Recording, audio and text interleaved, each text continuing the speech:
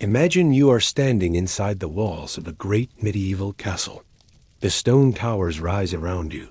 The air smells faintly of smoke and tallow candles, and the echoes of footsteps fade into silence. It feels like a world of kings, knights, and feasts, yet behind all that grandeur lies a question, no less important than battles or banquets. Where did everyone go to the bathroom? It's a simple question, but it opens a secret door into the hidden life of the Middle Ages. Toilets in castles are not only necessary for survival. They shaped architecture, daily routines, even health and hygiene. In the quiet corners of these vast stone fortresses, the garderobes' medieval toilets reveal a story that is as human as it is unusual. And tonight, we'll explore that story together, gently, detail by detail, until it feels like you've stepped into another time. Welcome to History for Sleep. If you're new here, this channel is designed to help you drift off peacefully while learning about the past. If that sounds soothing, I invite you to subscribe. It really helps us share more of these calming journeys into history. And I'd love to hear from you, too. What parts of history are you most curious about? Do you listen at night before sleep, in the middle of a restless hour, or maybe in the early morning calm? Please share your thoughts in the comments. As the night deepens and your eyes grow heavier, let's leave behind the noise of the present. Together, we'll walk the echoing corridors of a medieval castle. Step into the quiet spaces no one talks about and discover what it was really like. To answer nature's call in the age of knights and kings. The medieval castle is often imagined as a place of ceaseless bustle. Banners flying, soldiers drilling in the yard, cooks stoking great fires, and courtiers whispering in candlelit halls. Yet when the day comes to its quiet end, a very different mood settles over the fortress. The torches along the walls flicker against cold stone. The grand feasts wind down, the chatter fades, and one by one, people retreat into chambers, guardrooms, or straw-filled pallets tucked into corners. The castle, so alive by day, begins to breathe more slowly, like a great stone creature settling into sleep. Picture it, heavy wooden doors barred shut, fires banked low, the only sounds the wind rushing against high battlements or the occasional creak of timber. From a distance, a castle at night appears almost eternal, a monument immune to the passing hours. But inside those walls, life continues in softer rhythms, whispers between servants, footsteps echoing down long corridors, the crackle of a torch being replaced. And beneath these small sounds lies the quiet reality that even kings, queens, knights, and their attendants had needs as ordinary as anyone else. This is where our story begins. Not in the throne room or the great hall, but in the quieter, humbler corners of the fortress, where necessity shaped architecture and daily life. For in the darkness of the night, when someone stirred in their bed, felt the undeniable pull of nature, and rose to find relief, they stepped into one of the most curious aspects of medieval living, the bathroom of a castle. But before we follow that path, let us linger in this moment, in the castle as it rests. Imagine yourself walking slowly through a silent corridor. The stone beneath your feet is cool, the air heavy with the faint smell of wood smoke, candle wax, and damp mortar. Shadows shift across the walls as a torch guttering in its bracket throws uneven light. Each step you take seems to echo louder than it should, until you pause and hold your breath, listening for any sign of life. Above you, the towers rise into the night sky, their arrow slits open to the cool air. Beyond the walls, the surrounding countryside lies quiet, dotted with farms and villages, their own fires extinguished for the night.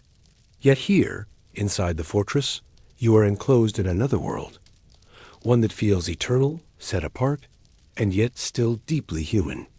And that is what makes the subject of bathrooms so compelling. For though the architecture was designed to impress, intimidate, and protect, it also had to provide for basic human needs. Castles were not simply military strongholds. They were homes, bustling communities where hundreds might live together, from noble families to soldiers, cooks, servants, and even animals. And in this closed world, managing something as ordinary as waste became both a challenge and a necessity. As you continue down the corridor, you might pass doors leading to chambers where servants slept, huddled together under wool blankets. Perhaps you hear the soft snoring of a guard at his post, or the faint rustle of rats in the straw scattered across the floor. Somewhere, deep within the keep, the lord and lady of the castle sleep in their chamber, perhaps with a brazier glowing faintly to keep away the chill. And in the corners of the castle, tucked away from sight, but never far from use, lie the garderobes, medieval toilets, built into the very walls of the fortress. The word garderobe itself is curious.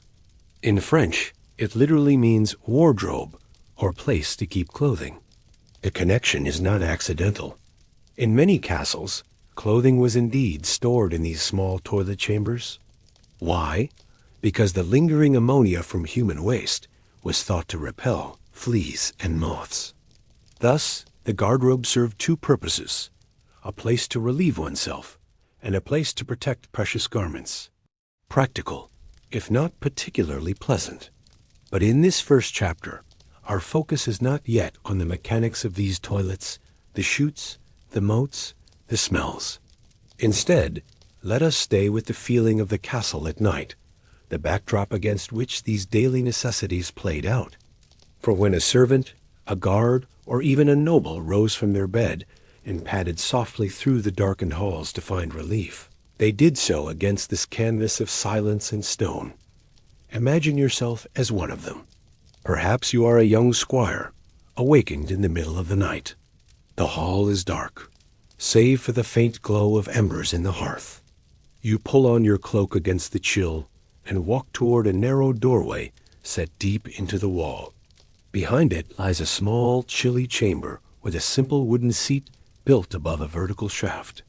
Below, somewhere in the darkness, the waste disappears into a moat, a cesspit, or the ground beyond the walls. The air is sharp, carrying the unmistakable smell of its purpose. Yet here, in this cramped little space, necessity meets architecture, and the life of the castle reveals itself in its most human form. And so, as we begin this journey into the hidden life of medieval bathrooms, let us remember, these were not just places to relieve the body. They were part of the castle's design, part of its story, and part of the rhythm of life that connected noble and servant alike.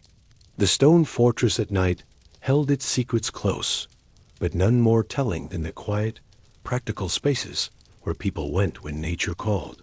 As you breathe deeply now, listening to this tale, let the details drift gently into your imagination. The castle is quiet, the corridors long, the air cool and still.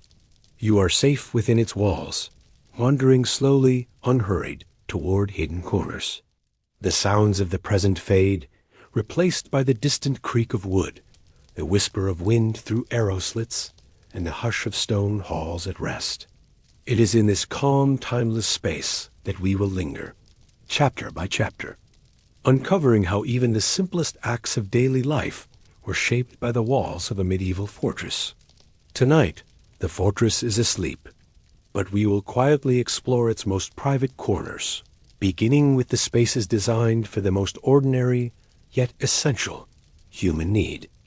When the first pale light of dawn touched the high towers of a medieval castle, the fortress began to stir from its slumber. The stillness of the night gave way to the quiet rhythm of daily life. Fires were coaxed back to life in the great hearths. The clang of a blacksmith's hammer echoed faintly from the courtyard, and the smell of baking bread began to drift from the kitchens. Slowly, the great stone walls filled again with sound, motion, and purpose. Life within a castle was not just about battles or royal decrees. It was a world of countless small tasks, each woven into a pattern of survival. From the moment the gates creaked open and the drawbridge was lowered, everyone had their role to play. Servants hurried through corridors with baskets and pails. Soldiers checked their armor and weapons, and the noble family began their day with prayers and meals. And through all of these daily activities ran the unspoken, constant need to deal with the realities of the body. Just as one might pause to eat, to drink, or to rest, so too did each person, from the highest lord to the humblest servant, need a place to relieve themselves. This natural rhythm of life made the garderobe, the castle's bathroom, an essential part of the daily cycle. At sunrise, servants often were the first to rise.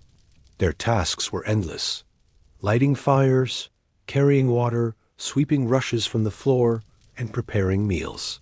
For many of them, a quick visit to a chamber pot or a crude latrine was the first step of the day, before rushing into hours of labor. Unlike nobles, they had little privacy and few luxuries. Convenience mattered more than comfort. The noble family awoke later, greeted by attendants who helped them wash, dress, and prepare for the day. Before donning layers of heavy garments, a lord or lady might visit a private garderobe attached to their chamber. These rooms, often small and unadorned, were nonetheless considered a mark of privilege. To have a toilet so near one's bedchamber was a convenience only the wealthy could afford. Breakfast in castles was simple, often bread and ale, while the main meal of the day came later, around midday, in the great hall. These meals could be long affairs, especially when guests or visiting nobles were present. With so much eating and drinking, it was inevitable that people would need to excuse themselves. The garderobes were located strategically near halls and chambers, often tucked into thick stone walls with narrow seats and vertical shafts leading out of the fortress. For servants, squires, and soldiers, the rhythm was different. Many relied on chamber pots, emptied later by less fortunate workers. Others might make their way to communal latrines. The work of maintaining these spaces was unglamorous but vital. Without it, the castle would quickly become foul and unlivable. As the day wore on, the hum of activity continued. Blacksmiths hammered in the forges, scribes bent over parchments in chilly chambers, and guards patrolled the battlements. Somewhere in between, people sought relief. Some visited garderobes built into outer walls, where air could sweep away smells. Others relied on portable pots kept in private chambers. Evening in the castle followed a gentle winding down. The great hall glowed with candlelight as people gathered for the final meal. Musicians might play, storytellers share tales, and conversations drifted above the clatter of trenchers and mugs. Behind the scenes, however, servants still carried on the unending cycle of cleaning and maintenance. Chamber pots needed emptying, garderobes required attention, and waste had to be managed in ways that kept life inside the fortress bearable. In truth, the rhythm of bathroom use in a medieval castle was not unlike our own, though shaped by different conditions. The need was constant and universal. It threaded through moments of labor, leisure, and rest. What made it unique was how deeply it was tied to the architecture and organization of the fortress. Toilets were not simply an afterthought. They were carefully positioned, designed to use gravity, air, and the thickness of walls to carry away what no one wished to linger on. Servants bore the heaviest share of this burden. They were responsible for carrying chamber pots, sweeping refuse, and ensuring that the noble family never had to dwell too long on the less pleasant aspects of daily life. In this way, the rhythm of waste was also a rhythm of hierarchy. Comfort and convenience flowed downward from lord to servant, just as waste flowed downward through the chutes and shafts of the castle walls. Yet, in another sense, the bathroom was a place of equality. For all their silks and titles, nobles had the same bodily needs as the servants who scrubbed their floors. The garderobe was a reminder, built into the very stones, that all people, no matter how powerful, shared the same human rhythms.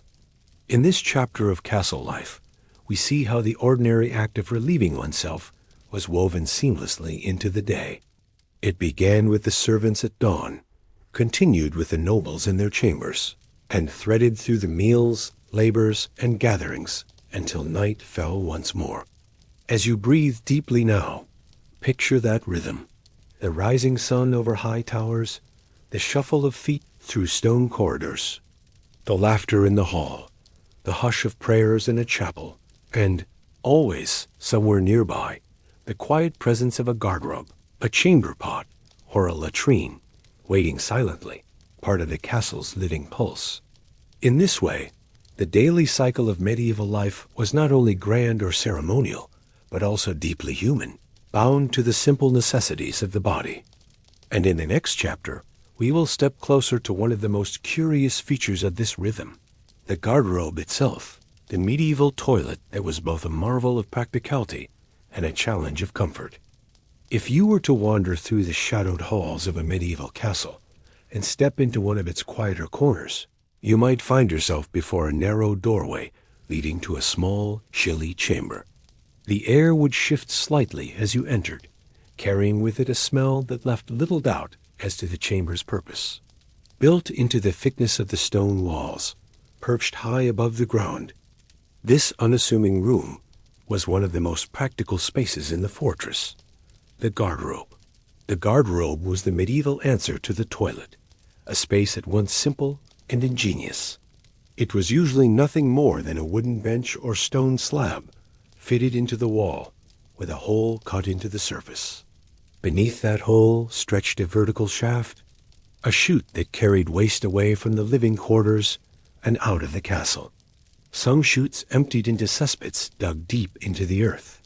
Others dropped waste directly into the moat, where water sometimes carried it away. In either case, the design ensured human needs could be met without leaving the safety of the fortress. These chambers varied in size and comfort. In some castles, they were barely wide enough to stand in, with rough stone walls and only a slit for light and air. In others, especially those for nobles, they could be surprisingly spacious, with niches for candles, small windows, and even decorative touches. The wealthy often had garderobes directly connected to their chambers, so they would not have to walk far when nature called. For servants and guards, the journey could be longer, sometimes down cold stairways or across drafty passages. The name itself holds a curiosity. The word garderobe comes from Old French, meaning wardrobe or cloakroom. Strange as it may seem, the connection is not accidental. People sometimes stored clothing in these spaces, believing the strong ammonia rising from waste would kill lice and deter moths.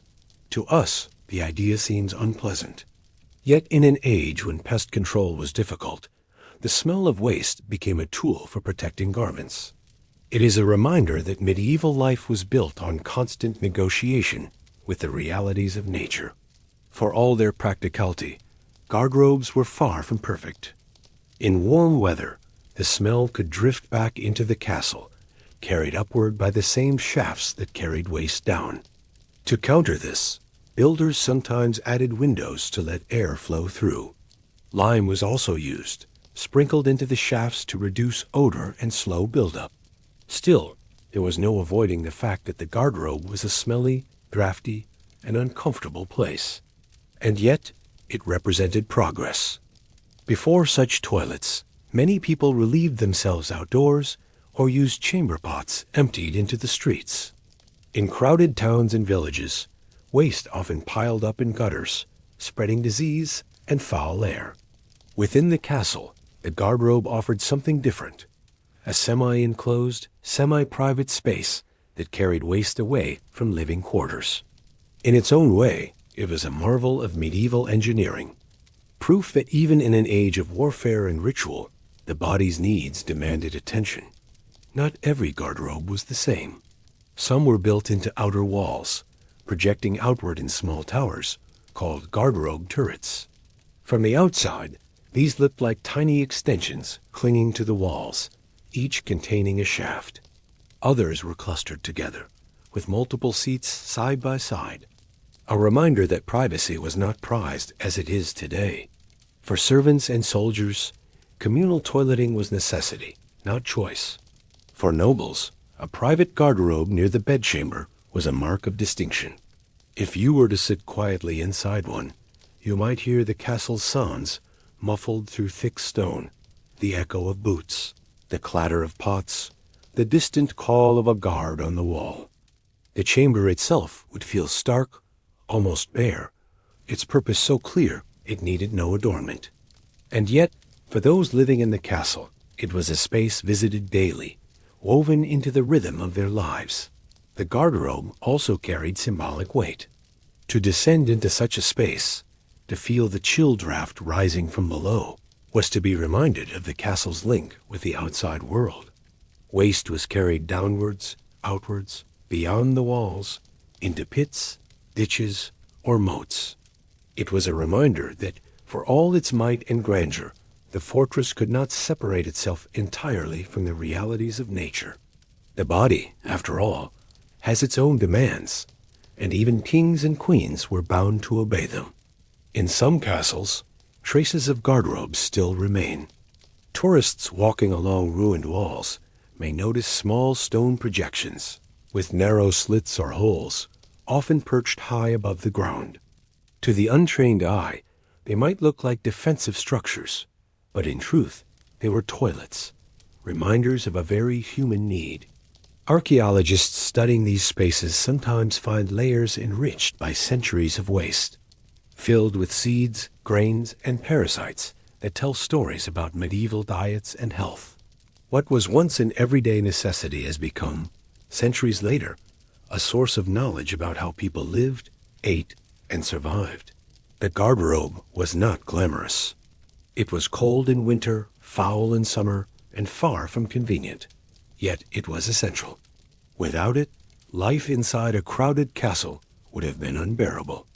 Though its design seems simple, it represents a practical solution to a problem that every community, no matter how wealthy or powerful, had to face.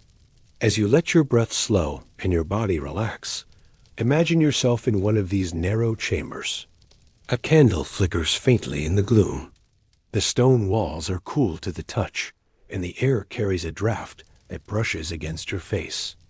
Outside, the fortress sleeps or stirs, but here, in this small space, you are alone with a feature of medieval life that was humble yet ingenious. The garderobe may not inspire awe like the Great Hall or the chapel, but in its own quiet way, it was just as necessary to castle life. And so, the story of the garderobe reminds us that history is not only about battles and crowns. It is about the everyday needs that connect us across centuries. As we move forward, we will follow the path waste took once it left the chamber, down the shaft, into the moat, or into hidden pits below, and see how castles coped with what lay beyond the walls. When we picture a medieval castle, we often imagine its mighty walls, thick, towering fortifications built to withstand siege engines and armies. These walls were the castle's shield, its silent guardians rising against the horizon. Yet hidden within that same stone, tucked discreetly between battlements and chambers, lay a very different kind of passage, the shafts and chutes that carried human waste away from the living spaces. In their quiet, practical way, the walls of a castle were not only its defense, but also its plumbing. The thickness of castle walls was both a strength and a convenience. Some walls could be 10 or even 12 feet thick, layered with stone and rubble. This gave builders room to carve out small chambers within the masonry itself. Garderobes were often set deep into these walls, so that their shafts could run vertically down and out of the fortress. By hiding toilets inside the structure, builders kept them out of sight, out of mind, and most importantly, out of the main living areas. The design was simple but effective. Waste dropped through a hole in the seat, fell into a vertical channel, and eventually reached the outside. In some castles, the shaft ended in an open drain along the outer wall, leaving its contents to fall into the moat or a ditch below. In others, waste collected in pits or cesspools, dug at the base of the wall, to be emptied later by unfortunate workers. In either case, the wall served as both a barrier against invaders and a passageway for the most basic of human needs. If you were to walk around the outer base of a castle in the Middle Ages, you might notice curious little projections jutting out from the stonework. These were garderobe chutes, their openings dark and narrow. On windy days, unpleasant smells could drift outward, carried on the breeze. Sometimes, waste fell directly into the waters of the moat, where it mixed with stagnant water and algae. Other times, it piled into pits that had to be cleaned periodically. Such tasks were unpleasant, but they were part of the hidden labor that kept the fortress livable. Inside the castle, these waste shafts were carefully positioned. Builders placed garderobes in locations that took advantage of gravity, ensuring that waste could travel downward and away. In multi-story keeps, it was not unusual to find garderobes stacked one above another, their shafts running in the same vertical line through the wall. This saved space and concentrated the mess into one chute, though it also meant that blockages or overflows could affect several levels at once. In the dark recesses of these shafts, maintenance was rare and unpleasant surprises were common. The walls themselves bore the marks of their dual purpose.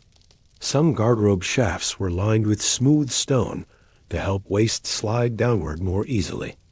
Others were crudely built, allowing material to stick and fester. Archaeologists studying castle ruins sometimes uncover these shafts filled with layers of centuries-old refuse, hardened into soil rich with the remains of seeds, grains, and bones. From this, they can reconstruct medieval diets and even trace the spread of parasites that once plagued the inhabitants. The castle walls, it turns out, have preserved not only the scars of battles, but also the daily rhythms of digestion. At night, when the castle quieted and the torches flickered low, the garderobes within the walls took on an almost eerie presence. Imagine sitting in one of these tiny stone chambers, a candle trembling in your hand, the hole in the floor opening into darkness. Beneath you stretched the silent shaft, its contents hidden but undeniable. Above you, the thick stones pressed close, sealing you inside the wall of the fortress. Outside, the wind howled across the battlements. But here, in this cramped corner, the power of the castle revealed its most human side.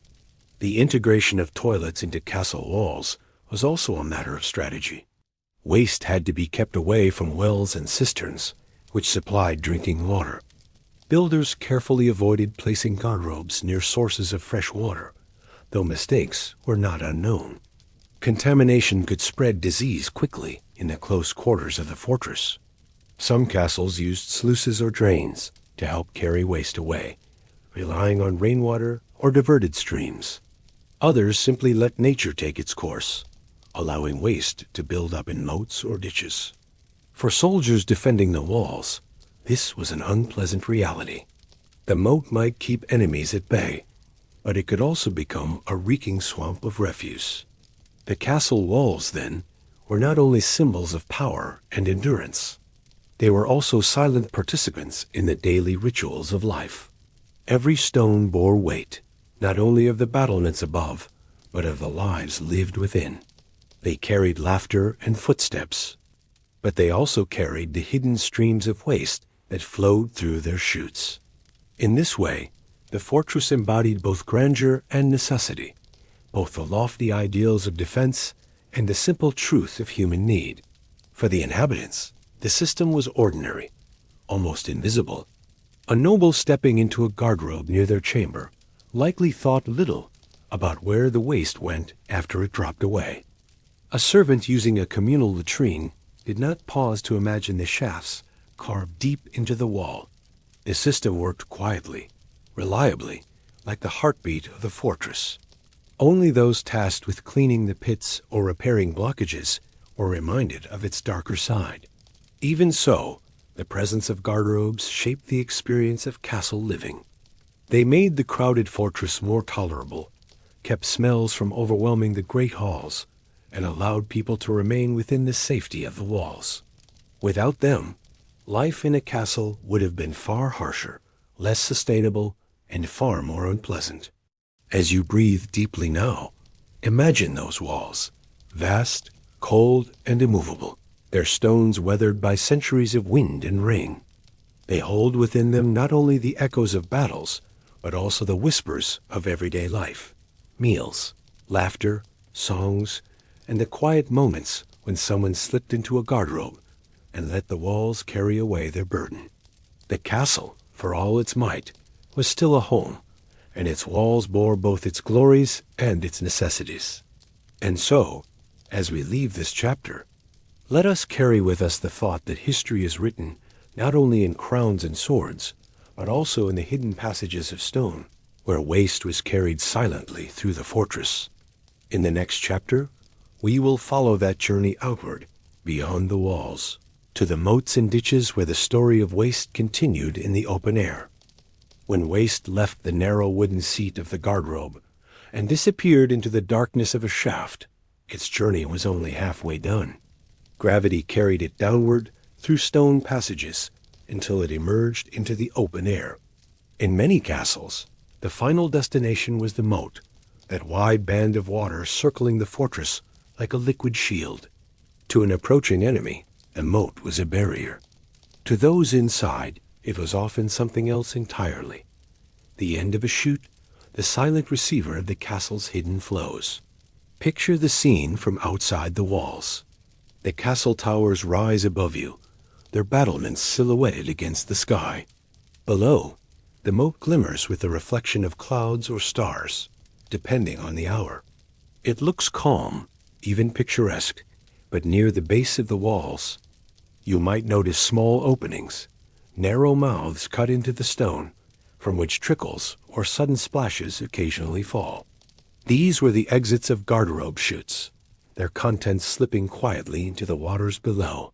Moats were not always filled with clear, running water. In some places, they were stagnant, more like wide ditches that collected rainwater and runoff. Into these waters went waste, mixing with mud, reeds, and the slow growth of algae.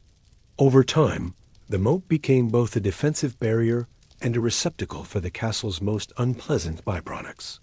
The smell, particularly in summer, must have been sharp, drifting upward to mingle with the air around the walls. For the people of the Middle Ages, this mingling of defense and waste was not unusual. Castles were designed to be self-contained, to endure long sieges without the need to venture outside. The moat, then, was not only a protective trench, but also a convenient place to send waste, carried effortlessly by gravity from the garderobes above. It was practical, if not ideal.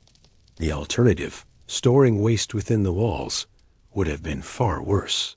At times, the moat itself could be used as part of waste management. Flowing water, where it was available, helped to carry filth away.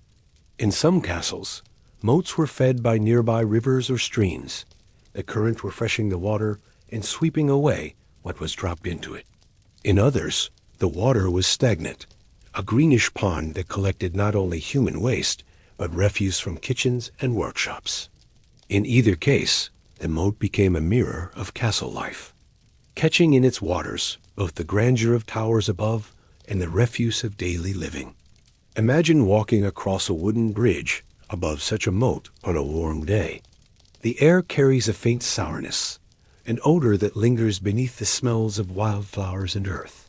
From the battlements, guards look outward, scanning for enemies, but the waters below tell another story, of countless visits to garderobes, of meals digested, of the unseen flow of life behind the castle walls. To live in a medieval fortress was to live close to one's own waste, separated only by stone, water, and the passing of time. The presence of waste in the moat could also serve as a form of defense. For an enemy attempting to wade across or scale the walls, the water was not merely cold and deep, it was foul. Chroniclers sometimes remarked on attackers who hesitated at the edge of a reeking moat, knowing that to enter was to risk more than arrows. It was to risk disease. Though castles were not designed with this as their primary intention, the unpleasant contents of their moats added a grim, if unintended, layer of protection. Still, the system was not flawless. Stagnant moats could breed illness, mosquitoes, and foul air. During long sieges, when waste increased and fresh water was scarce, conditions could become dire. Those trapped inside had no choice but to keep using their garderobes, even as the moat below grew more polluted. It was a reminder that even the mightiest fortress could not entirely escape the vulnerabilities of the human body. At night, the chutes to the moat carried their contents silently downward.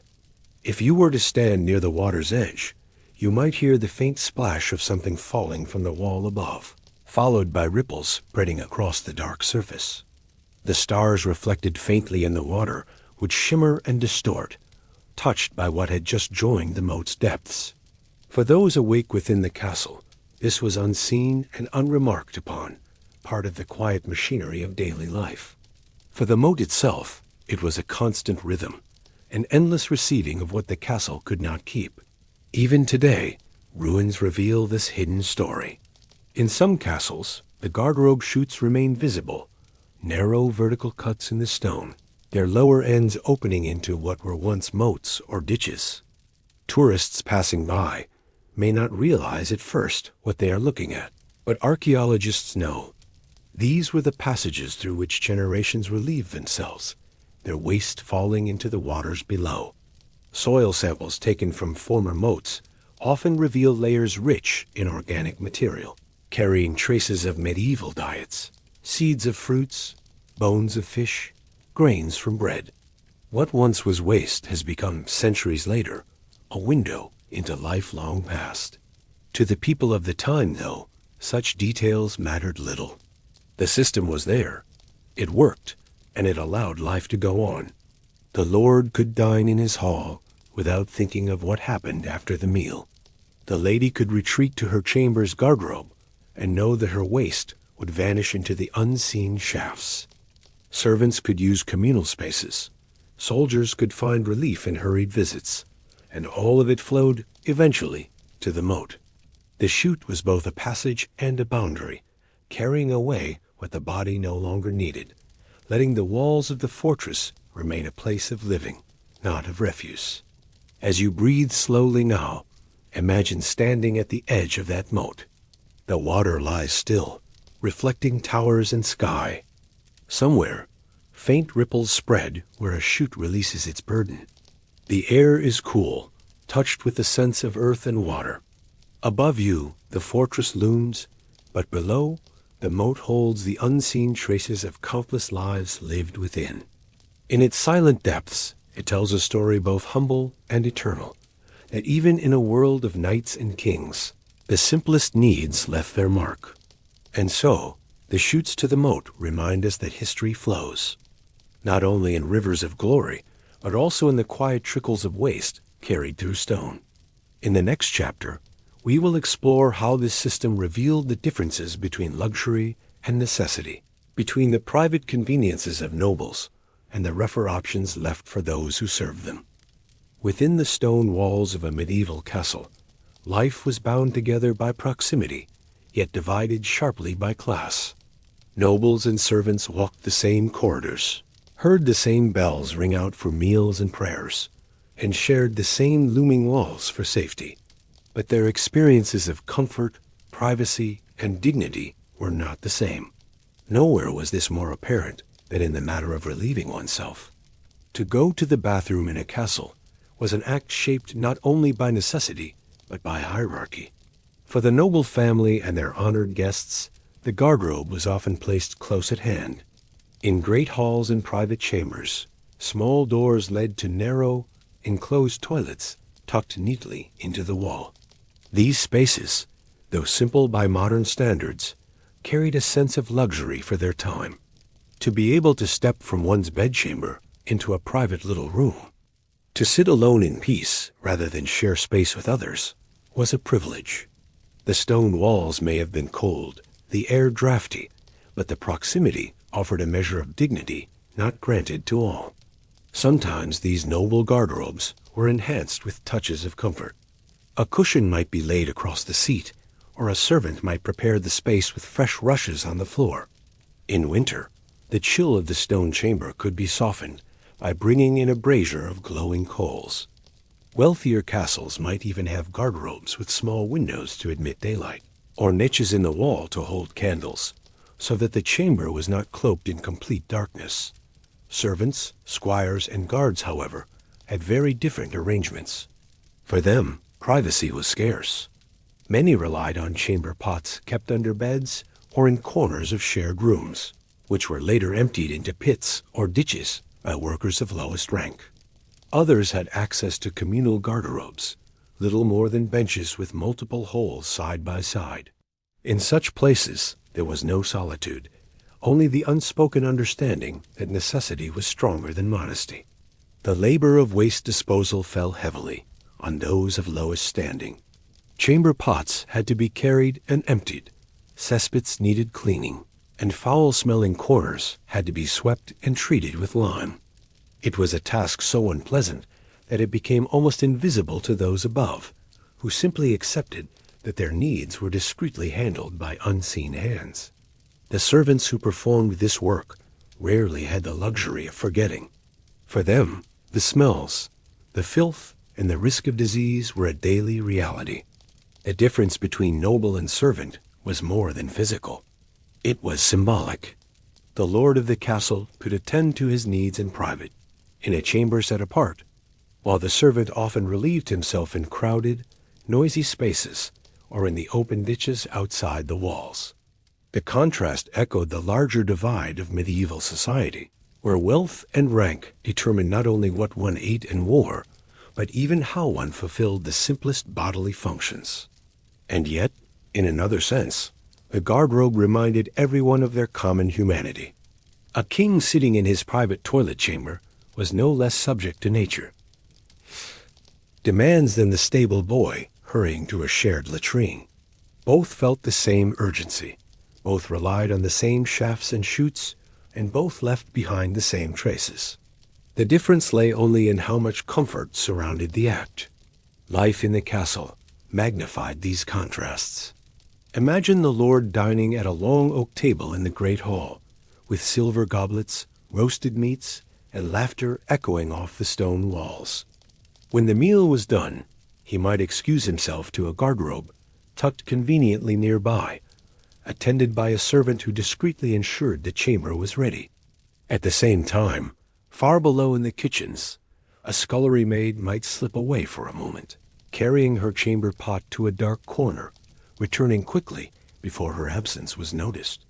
Both answered the same call of nature, yet their experiences could not have been more different.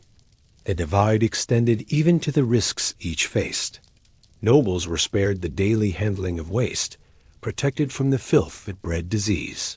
Servants, however, often bore the burden of exposure.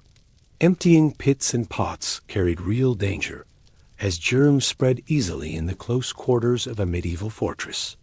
Illnesses like dysentery and intestinal parasites found fertile ground in the lives of those who could not avoid contact with waste. In this way, the toilet was more than a matter of comfort. It was a matter of health and survival, one shaped by social class. Still, even among nobles, comfort had limits. A private garderobe was better than a crowded latrine, but it was still cold, drafty, and often foul-smelling.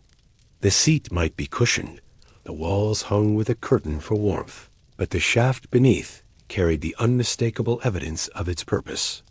A brazier might warm the air, yet the smell of waste rising from below was difficult to banish entirely. Nobles, for all their wealth, lived closer to the realities of nature than we often imagine. For the servant, the matter was simpler still. There was little thought of comfort, only the relief of necessity. A chamber pot in a corner, a bench in a communal garderobe, a ditch outside the walls. These were their options. Modesty was a luxury, privacy rarer still. The rhythms of their bodies were folded into the rhythms of their labor, each pause for relief quickly followed by the demands of work. As you breathe slowly now, let your mind picture these contrasts. A noble lady in her chamber, drawing a cloak about her shoulders as she steps into a small garderobe, a candle flickering against the stone. A servant girl in the kitchens, crouching over a chamber pot in haste, her hands rough from scrubbing dishes. A knight on patrol along the battlements, slipping into a narrow wall chamber in the cold of night. A boy charged with emptying pots, his face turned away from the stench. All lived within the same fortress, all bound by the same walls, yet their experiences divided by rank, wealth, and fortune. And so, the story of castle toilets is not only about architecture or design. It is about the human differences carved deep into daily life. Luxury and necessity were two sides of the same coin, reflected even in the most private of acts. The castle contained both, the quiet chamber of the lord and the crowded latrine of the servant. Both served the same purpose, yet one was touched by privilege, the other by hardship. In this way, the garderobe stands as a symbol of the medieval world itself, a place where grandeur and discomfort coexisted, where stone walls enclosed both magnificence and misery. It reminds us that history is not only about crowns and banners, but also about the small, everyday acts that reveal who we were, how we lived, and what it meant to be human. As the castle quiets once more, and you sink deeper into rest, think of these spaces, small, dim, practical, yet so telling of their time.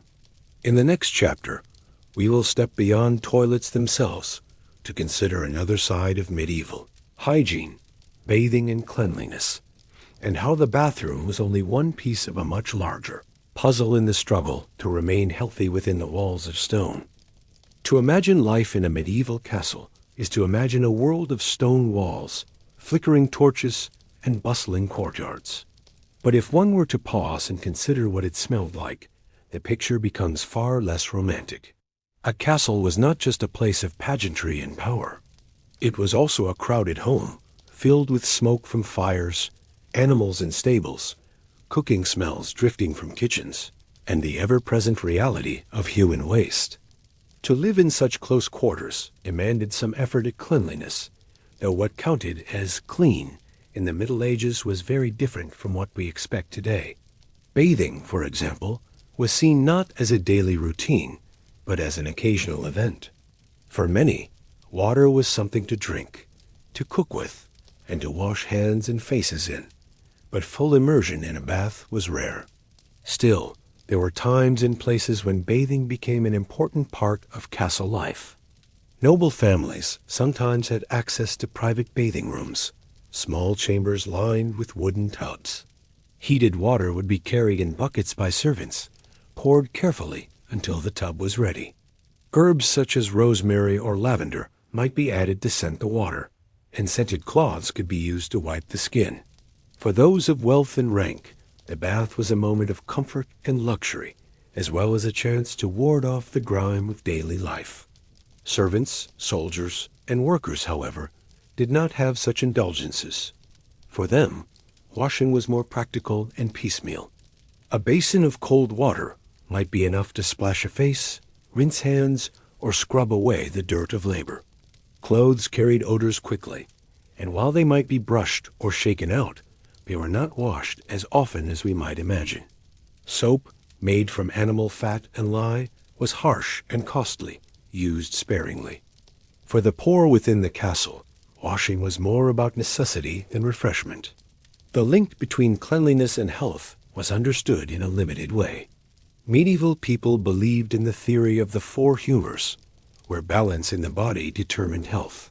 Bathing was sometimes seen as a way to restore balance, to open the pores and let out impurities. At other times it was viewed with suspicion, especially during outbreaks of disease, when hot water was thought to weaken the body or make it vulnerable. Attitudes toward bathing shifted with the seasons and with local customs, leaving no single pattern across Europe. Toileting and bathing were two sides of the same reality. The body demanded care, even in a world where luxury and hardship lived side by side. After using the garderobe, a noble might wash their hands with scented water poured from a jug into a basin. Towels of linen would be provided, carefully laundered by servants. For a servant, the routine was humbler, perhaps rinsing hands in a shared basin, trying them on a rough cloth, and returning to work. Still, both noble and servant shared the same instinct, to cleanse, even if only a little, after answering nature's call. Communal bathing also had its place, though more often in towns than within castle walls. Bathhouses offered large wooden tubs, sometimes shared by several people at once, with water scented by herbs or warmed by fire. To modern ears, the thought of sharing bathwater may seem unpleasant, but for medieval people, it was normal. In some castles, especially those with a steady water supply, similar tubs might be brought out for special occasions. After feasts or long journeys, the noble household might indulge in bathing as a form of renewal, a chance to shed not only dirt, but also fatigue. Cleanliness extended beyond the body to clothing and bedding. In castles, straw was scattered across floors to absorb dirt and waste, changed periodically when it grew too filthy. Herbs were mixed with the rushes, both to freshen the air and to ward off pests. Clothes were brushed and beaten to remove dust, hung in garderobes to benefit from the ammonia fumes, and washed when necessary. Bedding was shaken out, blankets aired, and fleas hunted as best as possible. Cleanliness was a constant battle, never fully won, but never abandoned either. The smells of the castle tell the story best. Kitchens filled the air with roasting meats and boiling stews, but also with smoke and grease. The stables contributed the heavy odor of horses, hay, and manure. Fires left a tang of ash that clung to walls and clothes. And from garderobes and chamber pots came the sharper smells of human waste, always present, always needing attention. Against this tide of odors, medieval people used herbs, incense, and flowers. Basil, lavender, rosemary, and mint were scattered in halls, burned in braziers, or carried in small pouches called pomanders. Cleanliness was not only about washing, but also about masking, covering, and softening the harshness of daily life. To bathe, even rarely, was to step briefly out of this world of odors. Imagine a noble lady settling into a warm wooden tub, steam rising into the air, the scent of rosemary drifting through the chamber. Servants stand ready with cloths, fresh towels, and warm water. The lady closes her eyes, allowing herself a rare moment of ease. For her, the bath is both a luxury and a statement of status, proof that she can afford time, servants, and resources to indulge in cleanliness. Elsewhere in the castle, a soldier splashes water from a bucket across his face and arms, shaking away the dust of patrols. A maid rinses her hands quickly before returning to her chores. The castle's hierarchy echoes even in its bathing. And yet, in all this, one sees the threads of common humanity. All felt the relief of warm water against cold skin.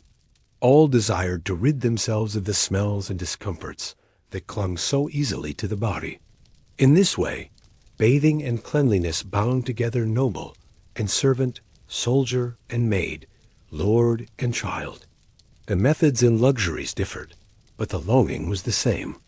As you breathe more slowly now, imagine the soft sound of water being poured into a wooden tub, the quiet splash as it settles, the faint perfume of herbs rising into the air. The castle around you hums with life, footsteps echoing, fires crackling, distant voices drifting through stone. But here, in this imagined chamber, there is calm. Cleanliness, though imperfect, is being sought. The grime of the day loosens, the weight of the body lightens, and for a moment, life within the fortress feels gentler. The story of bathing and cleanliness is the story of compromise. In a world of limited resources, where water had to be carried and fires stoked, bathing was rare but treasured. Cleanliness was less about perfection and more about persistence, about doing what one could with what was available. The bathroom, the basin, the tub, the herbs, and the rushes, all were tools in this quiet battle. As the chapter draws to a close, let the thought settle with you that life in a medieval castle was never free of dirt or odor, but it was never without efforts to push back against them either. The act of bathing, however humble or grand, was a statement of humanity's wish to feel refreshed, renewed, and clean, even in a world of stone and smoke. And in the next chapter, we will turn to another tool of cleanliness, one that was as common as it was necessary, the chamber pot, and the many roles it played in the rhythm of medieval life. While the garderobe was an impressive feature of castle architecture, not everyone had one close at hand. For many people, the solution to nature's call was far simpler, more portable, and far more common. The chamber pot, a humble vessel of clay, metal, or wood, played an enormous role in the daily life of a medieval castle. It was not elegant, not glamorous, but it was practical. And in a world where comfort was scarce, practicality was often enough. A chamber pot could be found in nearly every chamber of a castle, from the lord's bedchamber to the servants' crowded quarters. It was, in essence, a portable toilet, a container kept under a bed, behind a curtain, or in a corner, ready for use when a garderobe was too far away or too inconvenient. At night, when the halls were dark and drafty, and the journey to the garderobe meant braving cold stone corridors, the chamber pot was an indispensable tool. Even nobles who had garderobes attached to their rooms often kept a chamber pot nearby, for convenience in the small hours. The design of a chamber pot was simple, but the materials varied. Wealthy households might have pots made of glazed ceramic, pewter, or even brass, polished to shine and decorated with patterns. These finer pots could almost pass as ordinary household vessels, their purpose hidden by their beauty. Servants and soldiers, however, used rougher versions, plain earthenware jars or wooden buckets lined with metal. Whatever the material, the principle was the same: a receptacle to be used, emptied, and cleaned day after day. The presence of a chamber pot shaped the rhythms of castle life in subtle ways. Imagine a family settling into their chamber at night, the fire dimming in the hearth, the room growing colder. A pot rests discreetly under the bed, ready to be pulled out when needed. In the silence of midnight, when footsteps echoed too loudly in the corridors, and the draft from the garderobe was uninviting, the chamber pot provided a simple solution. It was not a luxury, but a necessity. For servants, the chamber pot was often their only option. Crowded dormitories held little privacy, and pots were shared among several people. Once filled, they had to be emptied, a task no one relished. The lowest-ranking workers carried these pots to cesspits or ditches, pouring them out and rinsing them with water or sand. The smell clung to their hands and clothes, a reminder of a job both vital and thankless. For nobles, this burden was invisible. They used their pots and set them aside, trusting that someone else would remove the evidence by morning. The chamber pot also held a strange place in etiquette. In noble households, it was sometimes acceptable to relieve oneself in the presence of close attendants or family. Privacy was not always expected, and the chamber pot could be used discreetly behind a curtain or screen. In less formal settings, modesty was abandoned altogether. The pot was simply another object in the room, as ordinary as a pitcher of water or a loaf of bread. This casual attitude reflected the realities of the time. Necessity outweighed decorum.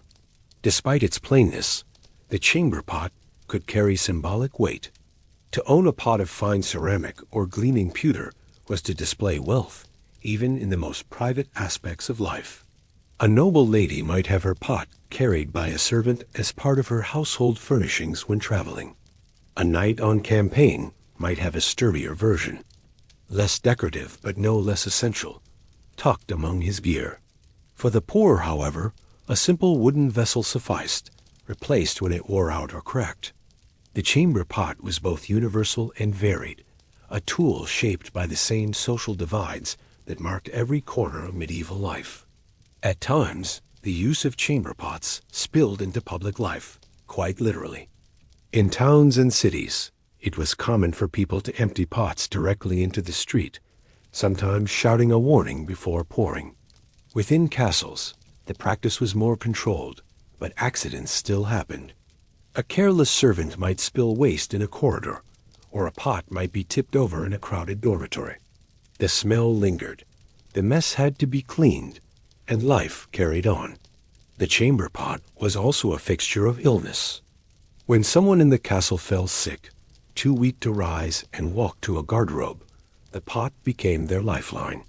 Physicians and healers examined its contents, searching for signs of imbalance in the body's humors. The color, texture, and smell of waste were thought to reveal much about health. In this way, a chamber pot became not only a tool of necessity, but a window into the mysteries of the body, a silent witness to suffering and recovery. To imagine a chamber pot is to imagine the intimacy of medieval life.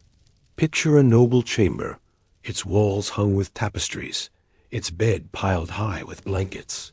Beneath the bed, hidden from view, rests a polished ceramic pot.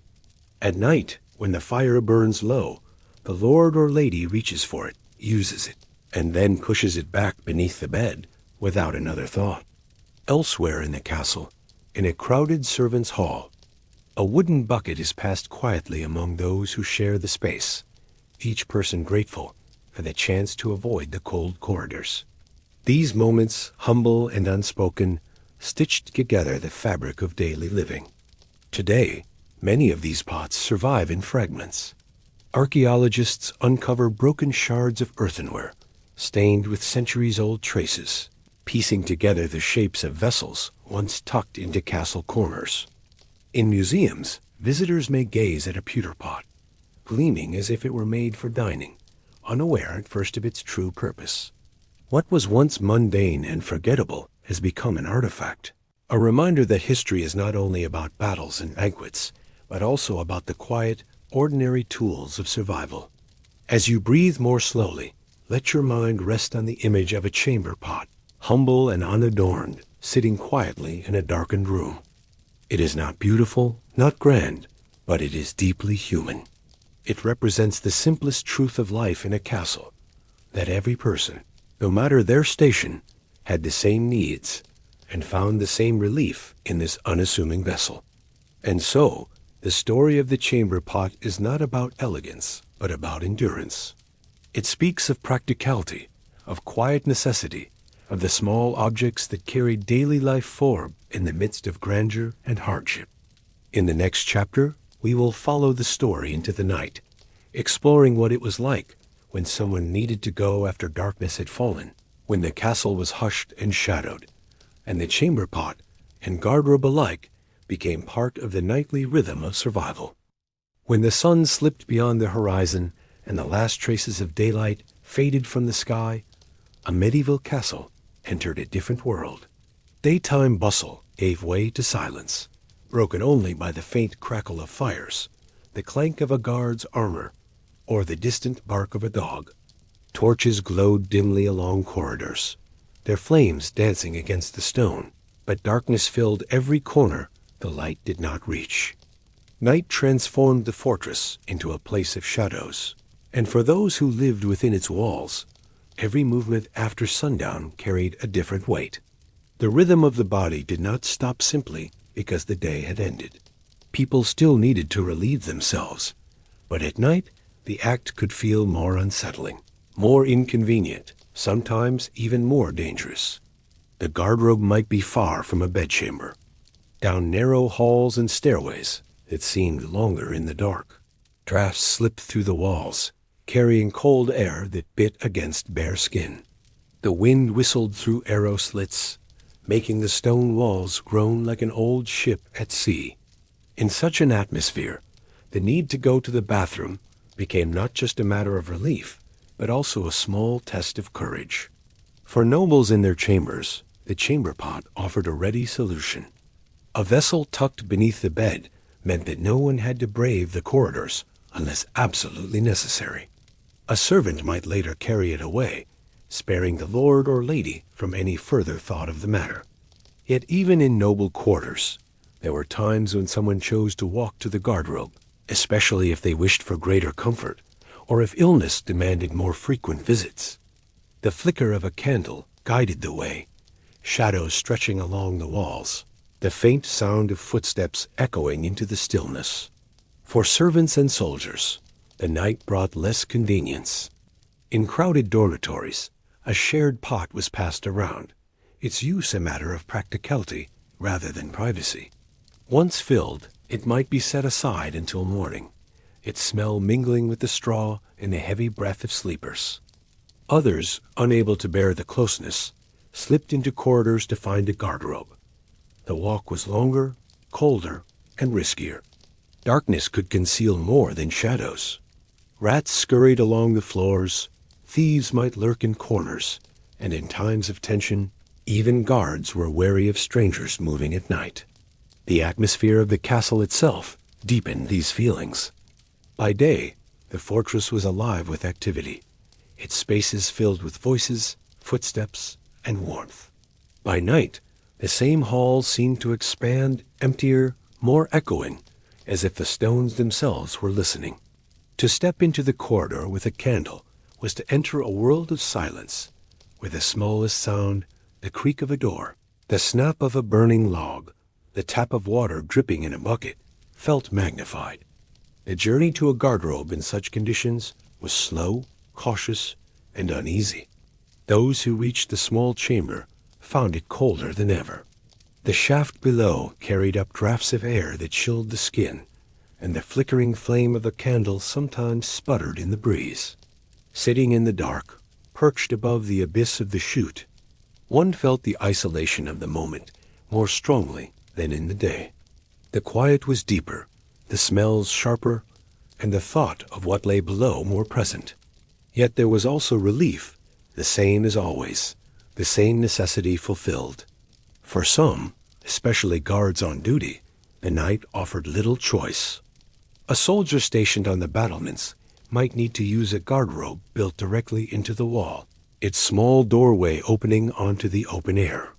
The wind rushed in, carrying with it the distant sounds of the countryside, the hoot of an owl, or the rustle of leaves beyond the walls. The soldier sat for a moment, half exposed to the elements, before returning to his watch. Such routines were part of the long hours of duty, a reminder that even in times of vigilance, the body made its demands. The night also brought a shift in perception. Fears that seemed trivial by day grew larger in the dark. The shaft of the garderobe became a bottomless pit in the imagination, the sound of rats or insects below more unsettling. Servants whispered stories of spirits or demons lurking in the chutes, waiting for the unwary. Children were sometimes frightened of using garderobes at night, preferring the safety of a pot in their room. In this way, the bathroom became not only a place of necessity, but also a source of superstition and unease. Yet the castle was also a place of routine, and routine softened fear. Over time, the act of rising from bed, lighting a candle, and walking through the halls became familiar. The same stones greeted every step, the same shadows stretched across the same corners. What once felt eerie became part of life, part of the rhythm of survival in a fortress. The castle was never truly still, and in the faint sounds of guards, servants, and sleepers, there was always a sense of community, however distant. If you close your eyes now, you might imagine yourself waking in a chamber deep within the castle. The fire has burned low, leaving only a faint glow. You rise, pulling a cloak around your shoulders, and lift a candle from the table. The flame flickers, throwing light across the stone walls. The corridor outside is dark, quiet, the air cool against your skin. Your footsteps echo softly as you move toward a narrow door in the wall. Inside, the small chamber is colder still, the draft rising from below. You sit alone, the flame trembling in your hand, the silence pressing close. For a moment, you feel the strange intimacy of the night, the castle vast and slumbering around you, yet your own body carrying on its simple, timeless rhythm. When you return to your chamber, you feel the warmth of the bed more keenly, the comfort of blankets more welcome. The task is done, the silence restored, and the night deepens once more. In this way, The bathroom at night was not only a place of necessity, but a pause, a reminder of the quiet persistence of life within the stone fortress. As you breathe more slowly, let this image settle with you. The castle asleep under the stars, torches glowing faintly on the walls, the faint trickle of water in the moat, the quiet movement of people rising in the night for their needs. All of it part of the same rhythm, a rhythm as old as time. And in the next chapter, we will step into the world of those who dealt with the aftermath, the servants who carried, cleaned, and managed the waste of the castle, ensuring that life could continue day after day within its walls. Behind the grandeur of a medieval castle, behind its great halls, banners, and ceremonies, there existed a quiet labor that rarely entered the songs of poets or the records of chroniclers. It was the work of the servants who dealt with waste, unglamorous yet essential, unpleasant yet unavoidable. Without them, the castle could not function. Its rooms would foul, its air would sour, and its residents, noble and humble alike, would be overwhelmed by the reality of their own existence. Every chamber pot had to be emptied. Every garderobe shaft, however cleverly built, left traces that required attention. Cesspits filled, moats clogged, and straw scattered across floors absorbed the daily refuse of life. Servants, often the lowest in rank, carried away this burden. Their work was invisible to most, but it shaped the very possibility of life within the walls. Imagine a boy, barely into his teens, tasked with collecting pots from noble chambers. In the gray light of morning, before the lord and lady had stirred, he crept quietly into rooms, lifted heavy vessels, and carried them carefully down stone stairways. The pots sloshed with every step, the smell clinging to his hair and clothes, but he moved quickly, knowing his work must be done before the household awoke. Elsewhere, other servants tended cesspits, those dark cavities beneath the castle where waste collected. Armed with shovels and buckets, they climbed into the stinking depths to scoop out what had accumulated. Lime was sprinkled to slow decay, but nothing could soften the harshness of the task. It was work performed in silence, because to complain was useless. The pit was part of the castle, and someone had to tend it. The garderobes themselves also needed care. Shafts could clog with waste, straw, or scraps. It was not unusual for people to toss unwanted items down the chute, broken dishes, spoiled food, even dead animals. When blocked, it was the servant's job to clear them, scraping filth from the walls and restoring the flow. Few labors were more thankless. And yet, within this work lay quiet importance. Servants ensured the noble household could live without dwelling on unpleasant realities. A lord rarely wondered what happened to the waste that fell through his garderobe. A lady never thought about the pot beneath her bed. Their ease was built on the effort of those who worked in shadows, carrying burdens no one wished to see. The rhythm of this labor was constant. Pots had to be emptied each day. Pits required attention each week. During feasts, when many guests filled the castle, waste grew dramatically. Servants worked longer, hauling more vessels, sweeping more rushes from the floors, spreading herbs to mask odors. Their hands cracked from lye and lime, their backs bent under heavy loads. Yet the work never ended.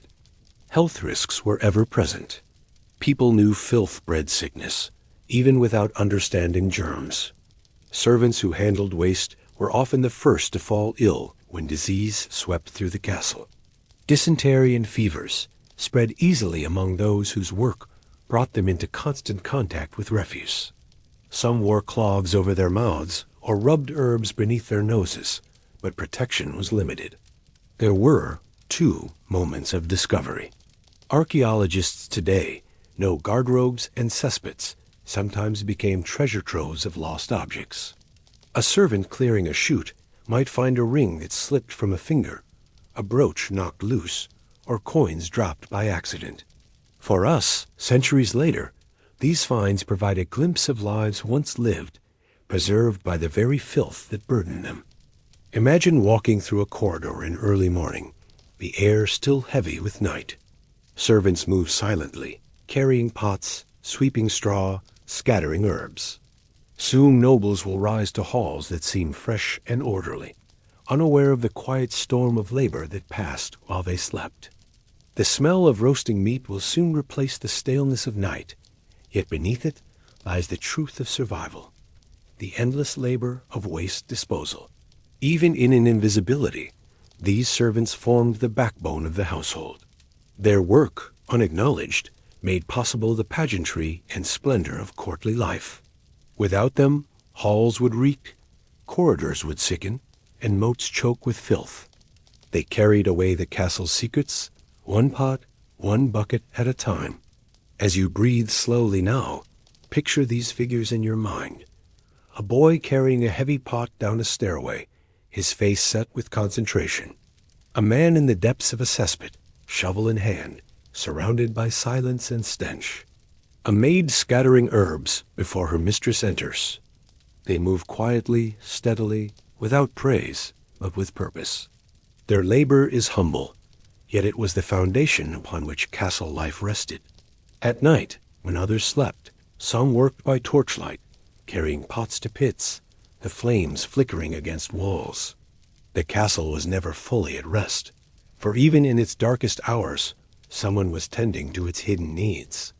This was the rhythm of survival, woven as much by unseen servants as by nobles with crowns and armies. And so, the story of waste disposal is the story of those forgotten, not remembered in chronicles, not celebrated in song, yet their work shaped the life of every inhabitant. In the silence of history, their footsteps echo faintly, carrying pots and buckets, sweeping floors, scattering herbs. Their labor, unseen and unspoken, kept the fortress alive. As you drift deeper into calm, let this thought linger. History is not only made by the mighty, but also by the humble, whose work, though hidden, carried the weight of the world upon their shoulders. In the next chapter, we will consider what this labor could not erase, the smells of the castle itself, and how people coped with the ever-present odors of life within stone walls. When we imagine a medieval castle, we often picture the sight of stone walls and banners, or the sound of trumpets and bells. Yet just as vivid to those who lived, there was something harder for us to grasp from a distance of centuries: the smell. A castle was not only a fortress or a home, it was a place where hundreds of people lived together, ate, worked, and relieved themselves. The air was thick with odors, a tapestry of scents both pleasant and unpleasant, woven into the daily life of the fortress. Step into a great hall during the day, and you would first notice the heavy aroma of food. Fires roared in the hearth, roasting meats and boiling stews that filled the air with grease and smoke. Bread baked in ovens, sending out warm, comforting scents that drifted down corridors. Spices, pepper, cinnamon, cloves sometimes added their sharper notes, though these were luxuries of the wealthy. Yet behind the smell of food came the smell of people. Dozens, sometimes hundreds, of bodies gathered in the same room, their clothes rarely washed, their skin brushed but seldom bathed. Sweat, leather, and wool all had their own distinct scent, which clung to the air long after meals ended. Beyond the hall, the stables carried their own presence. Horses shifted in their stalls, leaving behind the pungent mix of hay, manure, and animal sweat. The odor was strong, carried into the courtyards and sometimes into the living spaces themselves. For a castle was not neatly divided between noble and animal. The two worlds touched constantly. Dogs and cats roamed freely, adding their own notes to the tapestry of smells. Chickens might cluck in a corner, pigs squeal in pens nearby. The fortress was alive with more than people, and its smells told the story.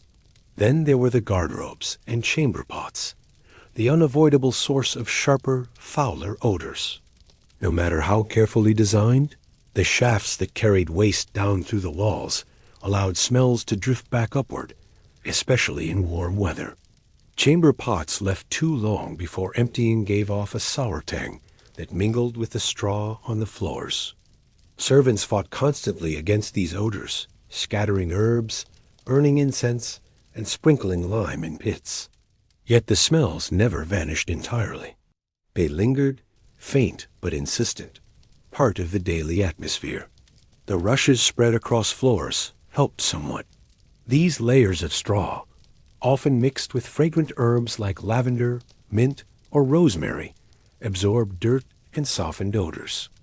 They were changed periodically, though not as often as one might wish, and as the days wore on, the rushes themselves grew foul.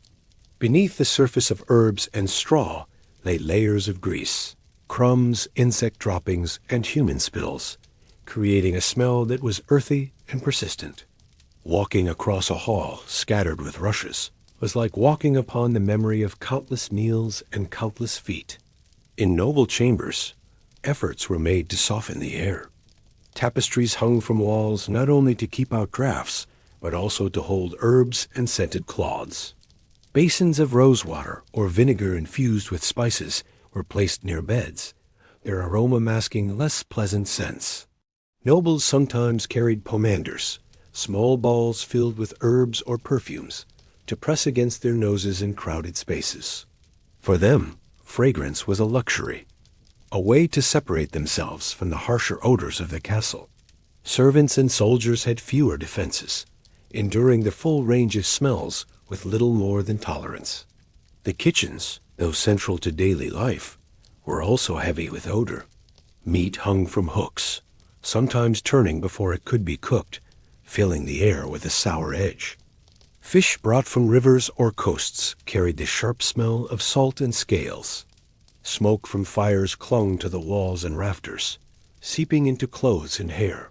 For those who worked in the kitchens, the smells became so familiar that they faded into the background, part of the rhythm of labor. For others, passing through, the mix of smoke, fat, and char was overwhelming.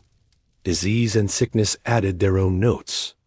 When illness swept through a castle, the smell of sweat, vomit, and waste filled the chambers of the sick. Physicians burned herbs or resins to drive away the foul air, believing that bad smells carried disease. Incense smoldered in corners, sweetening the air with frankincense or myrrh.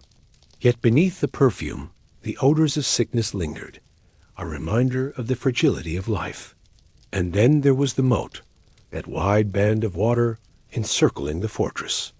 In some castles, it was fresh and flowing, washing away the waste that poured from garderobe chutes. In others, it was stagnant, green with algae, carrying the heavy stench of refuse. On hot days, the smell of the moat rose to meet the castle, seeping into its courtyards and chambers. It was inescapable, part of the price of safety. To live in a castle was to accept these smells as part of life. People did not expect the air to be clean or fresh in the way we do today. They masked odors where they could, tolerated them where they could not, and grew accustomed to a world filled with stronger, earthier scents. Cleanliness was sought through herbs, incense, and occasional baths, but the underlying reality was never fully erased. Imagine yourself walking slowly through a castle corridor. The air is thick with a mixture of smells. Smoke from a fire, the faint sweetness of lavender, the sharper tang of waste carried faintly on a draft. In the distance, the kitchens send out the scent of roasting meat. Your nose cannot separate them fully. They merge into a single, complex atmosphere that belongs wholly to this place. For those who lived here, it was the scent of home, familiar and unremarkable. For us, it is strange, foreign, almost overwhelming. At night, when the fires burned low and the halls emptied, the smells grew softer, but no less present. The sourness of chamber pots, the faint musk of bodies asleep, the lingering smoke in the rafters, all of it wove together into a quiet presence that filled the air. The castle breathed not only with sounds, but with scents, carrying the memory of the day into the silence of night. As you rest more deeply, let yourself imagine this atmosphere not as unpleasant, but as grounding. Each smell was a reminder of life, of people and animals sharing space, of meals eaten and work done. The odors of the castle were not only signs of hardship, but signs of community, of survival within walls of stone. They tell us that history is not clean or polished, but textured, full of the realities of the body and the earth. And so, the smell of the castle is as much a part of its history as its towers and gates. It tells us of the challenges of living in close quarters, of the efforts made to mask and soften, of the resilience of people who accepted what could not be changed. In the next chapter, we will explore how these realities shaped ideas of privacy and etiquette, and how the act of going to the bathroom in a castle was not only physical, but also social, bound by rules of behavior and expectation. In our world today, the bathroom is a place of solitude, a space expected to offer privacy and silence. To enter one is to step away from company, to close a door, and to be alone for a moment. In the Middle Ages, and especially within the stone walls of a castle, things were not so simple. Privacy was a rare commodity, and etiquette shaped every part of life, even the act of relieving oneself. To walk through a medieval castle was to move constantly among others. Servants hurried down corridors. Guards stood watch at doorways. Children played in corners of courtyards, and nobles carried on business in chambers rarely empty of attendants. Life was lived in company, and solitude was a luxury.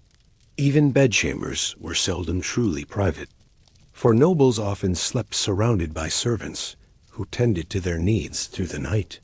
In such a world, to go to the bathroom was not always an act of retreat, but often an act woven into the presence of others.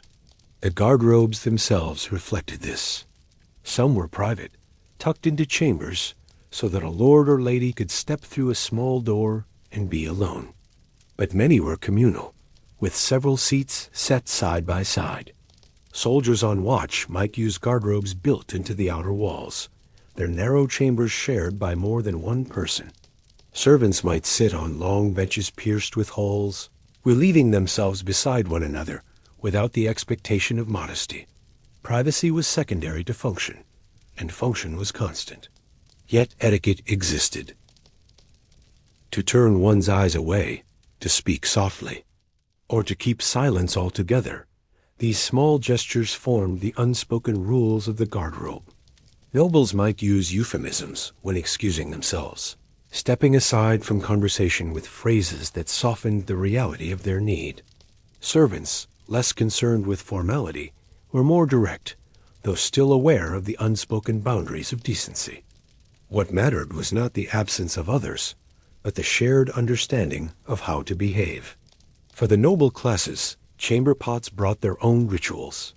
A lady might use hers behind a curtain, while a servant waited discreetly nearby to carry it away. A lord might relieve himself in the presence of close attendants, who treated the act with practiced indifference. These servants, trained in silence, pretended not to notice, their role to assist without acknowledging. Etiquette demanded that bodily functions be acknowledged as little as possible, surrounded by a veil of courtesy. This strange mingling of privacy and exposure was not seen as unusual. Medieval life blurred boundaries we now take for granted. To be dressed by attendants, to dine with dozens at the same table, to sleep in chambers filled with others, these were common experiences. The body was less hidden, its needs less cloaked in secrecy. And so, while using the bathroom carried certain rules of politeness, it was not wrapped in the same sense of privacy we now expect. In noble courts, relieving oneself could even become part of ceremony. Monarchs were sometimes attended by special officials whose duty was to assist them in the garderobe. These attendants, far from disgraced, held positions of trust and intimacy. To be close to a king in his most private moments was to be trusted in ways others were not. Though the work seems humiliating from our perspective, in its time it carried honor, bound up with proximity to power. Etiquette, in such cases, transformed necessity into ritual. For servants, the rules were simpler but no less important. Sharing a communal latrine meant respecting the silence of others, refraining from laughter or mockery, and moving on quickly once finished. To linger was frowned upon. The hierarchy of the castle echoed even here. Nobles expected deference if they entered a communal space, servants bowing their heads or stepping aside. The body might be equal in its needs, but etiquette preserved the distinctions of rank. Children grew up within these customs, learning them without question. A boy training as a page might carry his master's chamber pot, understanding that discretion was as important as strength.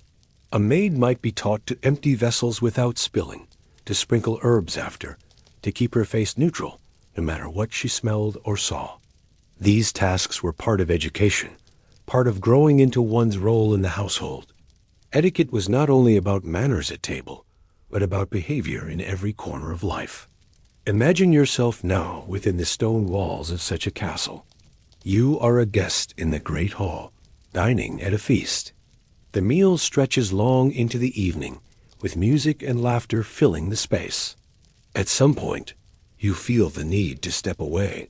You excuse yourself softly, rising from the bench, slipping into a side corridor. There, a small door leads into a garderobe built into the wall. Perhaps another guest is already there, seated quietly, their candle flickering.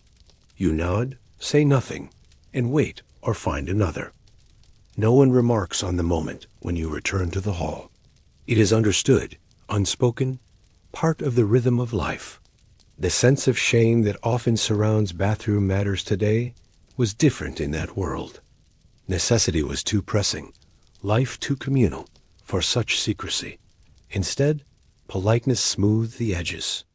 Etiquette guided people through moments that could have been awkward, turning them into ordinary events. To ignore, to pretend not to notice, to cloak with courtesy, these were the tools of medieval bathroom manners. As you breathe more slowly now, let yourself imagine the quiet dignity of this etiquette. A servant carrying a pot with steady hands, eyes lowered, face calm. A noble slipping into a small chamber, her cloak brushing against the stone, her attendants waiting silently outside. A group of soldiers in a wall garderobe, speaking softly or not at all, their voices low against the draft of wind. Each moment an act of necessity, each guided by unspoken rules that kept life moving smoothly in close quarters. In the end, privacy in a medieval castle was never absolute, but etiquette gave it shape. Even in the most ordinary acts, behavior was bound by rank, by courtesy, by the expectations of community.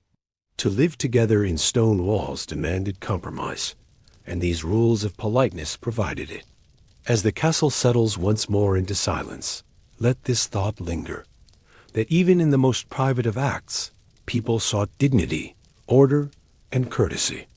In the next chapter, we will step outside the walls, beyond the nobility and the servants of the castle, and compare these practices with the lives of villagers and peasants who faced their own challenges in the matter of bathrooms and waste. The castle, with its towers and battlements, often stood as a symbol of strength and separation, rising above the fields and villages that spread at its feet. To live within its walls was to live under a very different rhythm of life from those who tilled the soil outside. And nowhere is this difference clearer than in the simplest of matters: where and how people relieved themselves. While nobles and servants in castles used garderobes, chamber pots, and cesspits tucked into stone walls, villagers relied on far humbler arrangements. Yet both worlds, for all their contrasts, shared the same challenge of balancing comfort, health, and necessity. Step into a small medieval village, and you would find houses built of timber and wattle, their thatched roofs low and smoky. The air would carry the scent of earth, animals, and cooking fires. Unlike castles, these homes rarely had the luxury of a built-in toilet.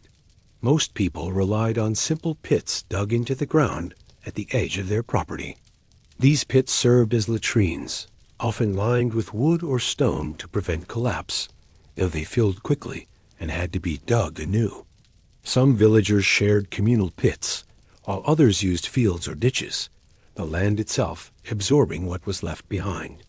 The use of chamber pots was common in villages too, though they were simpler and rougher than those of nobles. A clay or wooden pot, kept by the bedside, was carried out in the morning and emptied onto the dung heap, a pile of refuse that included animal manure, straw, and scraps from meals.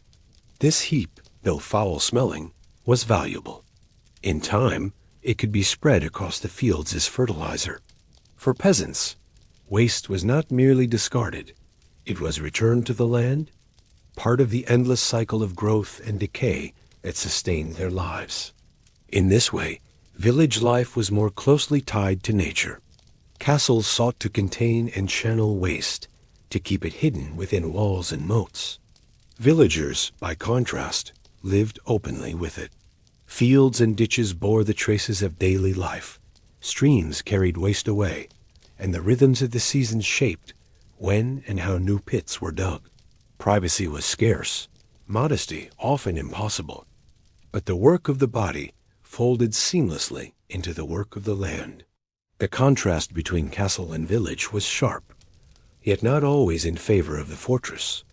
Within castle walls, waste often accumulated in moats or cesspits, breeding foul air and disease. In villages, the openness of the land allowed waste to disperse more naturally, especially when used as fertilizer. While castles offered privacy for nobles, they also trapped odors and filth within stone, where air struggled to move freely. The peasant squatting in a field may have endured cold and exposure, but in some ways, his environment was cleaner than that of the noble in his garderobe. Still, hardships abounded. Streams polluted with waste spread sickness quickly. Villages without organized systems often reeked, their lanes muddy and mixed with refuse. Children played among dung heaps, livestock roamed freely, and the boundary between cleanliness and filth was thin. Outbreaks of disease struck both castles and villages alike, carried not only by waste, but by fleas, rats, and water. The difference lay in how people perceived their surroundings. For villagers, the smells of dung and waste were as ordinary as the smell of bread, baking, or hay drying in the sun. They were part of the earth, part of the cycle of survival. Imagine yourself in such a village on a cool morning. The mist lingers over the fields, and the ground is damp beneath your feet. A family steps out of their home, carrying a pot to the dung heap. The smell rises, sharp but familiar, mingling with the smoke of cooking fires. Beyond, farmers guide oxen into the fields, their manure adding to the scents of the morning. Chickens peck near the refuse heap, searching for scraps. Life carries on, the body's needs folded into the rhythm of labor and earth. For nobles looking down from their castles, the practices of villagers might have seemed crude, even shocking. To relieve oneself in a ditch or field was far from the sheltered privacy of a garderobe chamber. Yet for villagers, the castle's ways may have seemed impractical, even stifling. To dig a pit in the earth was easier than to channel waste through stone walls into a moat. The two worlds diverged, not because one was wholly better, but because each adapted to its own conditions. Stone and moat for the fortress, soil and field for the village. There was also a social dimension to these differences. Nobles associated their methods with refinement, a mark of their higher status. A private garderobe or a polished chamber pot set them apart from the peasants, whose lives were bound to dung heaps and open pits. Yet the reality was less divided than the symbolism suggested. At heart, both noble and peasant used what was available, what was practical, and what kept daily life moving forward. Waste had to go somewhere, and both stone walls and open fields found their own imperfect solutions. Children in villages grew up without much sense of embarrassment in these matters. They learned early to use the fields or ditches, often in company with others.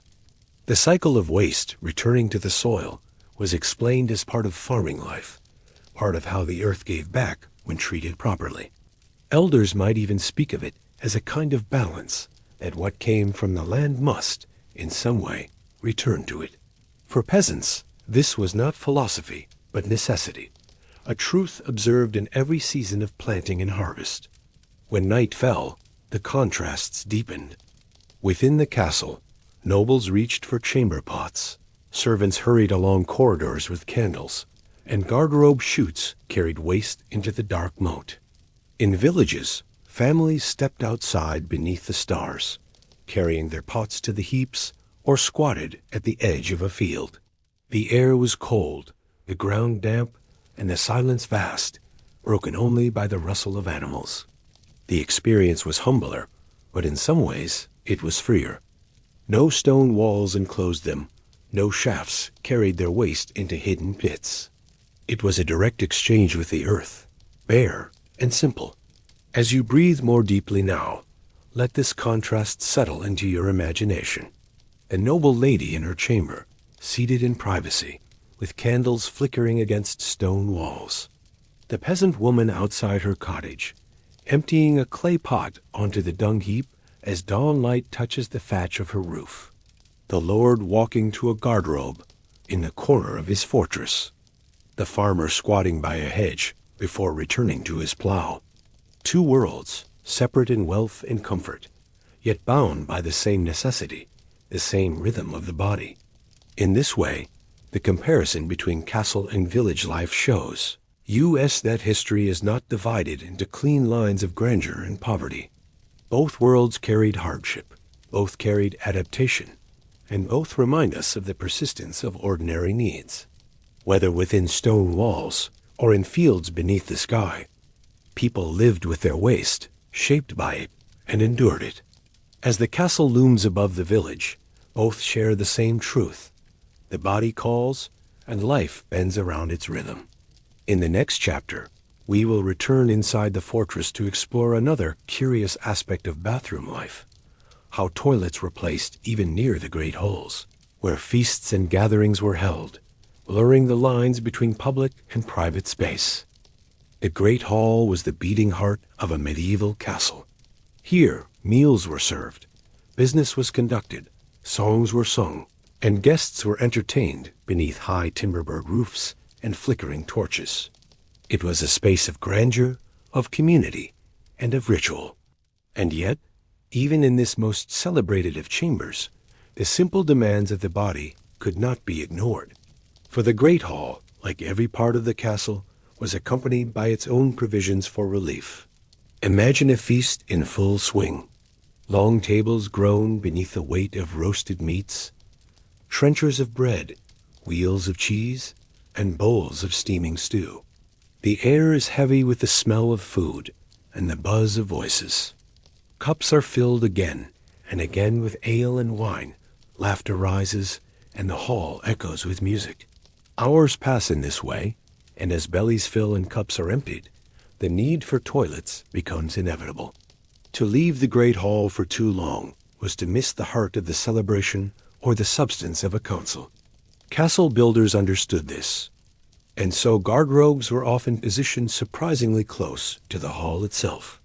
A door at the far end of the chamber, or a narrow stairway leading upward or downward, would bring a guest or servant to a small toilet built into the wall. The proximity was practical, if not always pleasant. Smells could drift faintly back toward the hall, carried by draughts, though herbs and rushes were laid thick to soften the effect. These garderobes near the great hall were not always private. In some castles, they were communal spaces, benches with more than one seat, designed for quick use rather than solitude. To excuse oneself during a meal and step into such a space was a common occurrence, accepted by all, though spoken of little. Guests and hosts alike recognized the necessity, and etiquette demanded only discretion and a swift return. For nobles, the existence of nearby garderobes was a mark of refinement. It showed that their castle was equipped for the demands of hospitality, able to entertain many guests without forcing them into long, cold walks through corridors. For servants, however, the closeness of the toilets added to their labors. They cleaned constantly, sweeping rushes, scattering herbs, and carrying pots of lime to keep odors at bay.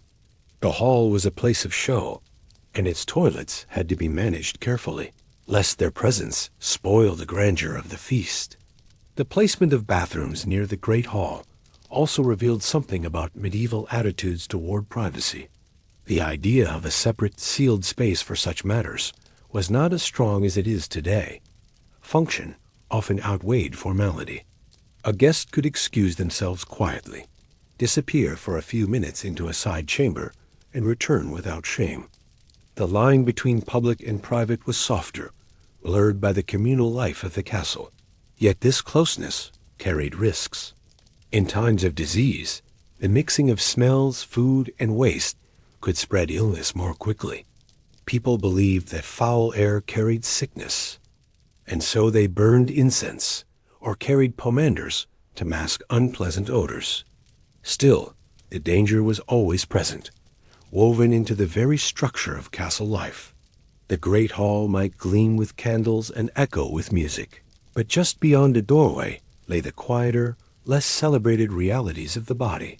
Picture yourself seated at one of these feasts. The hall is alive with warmth, the fire blazing in the hearth, the press of bodies around you.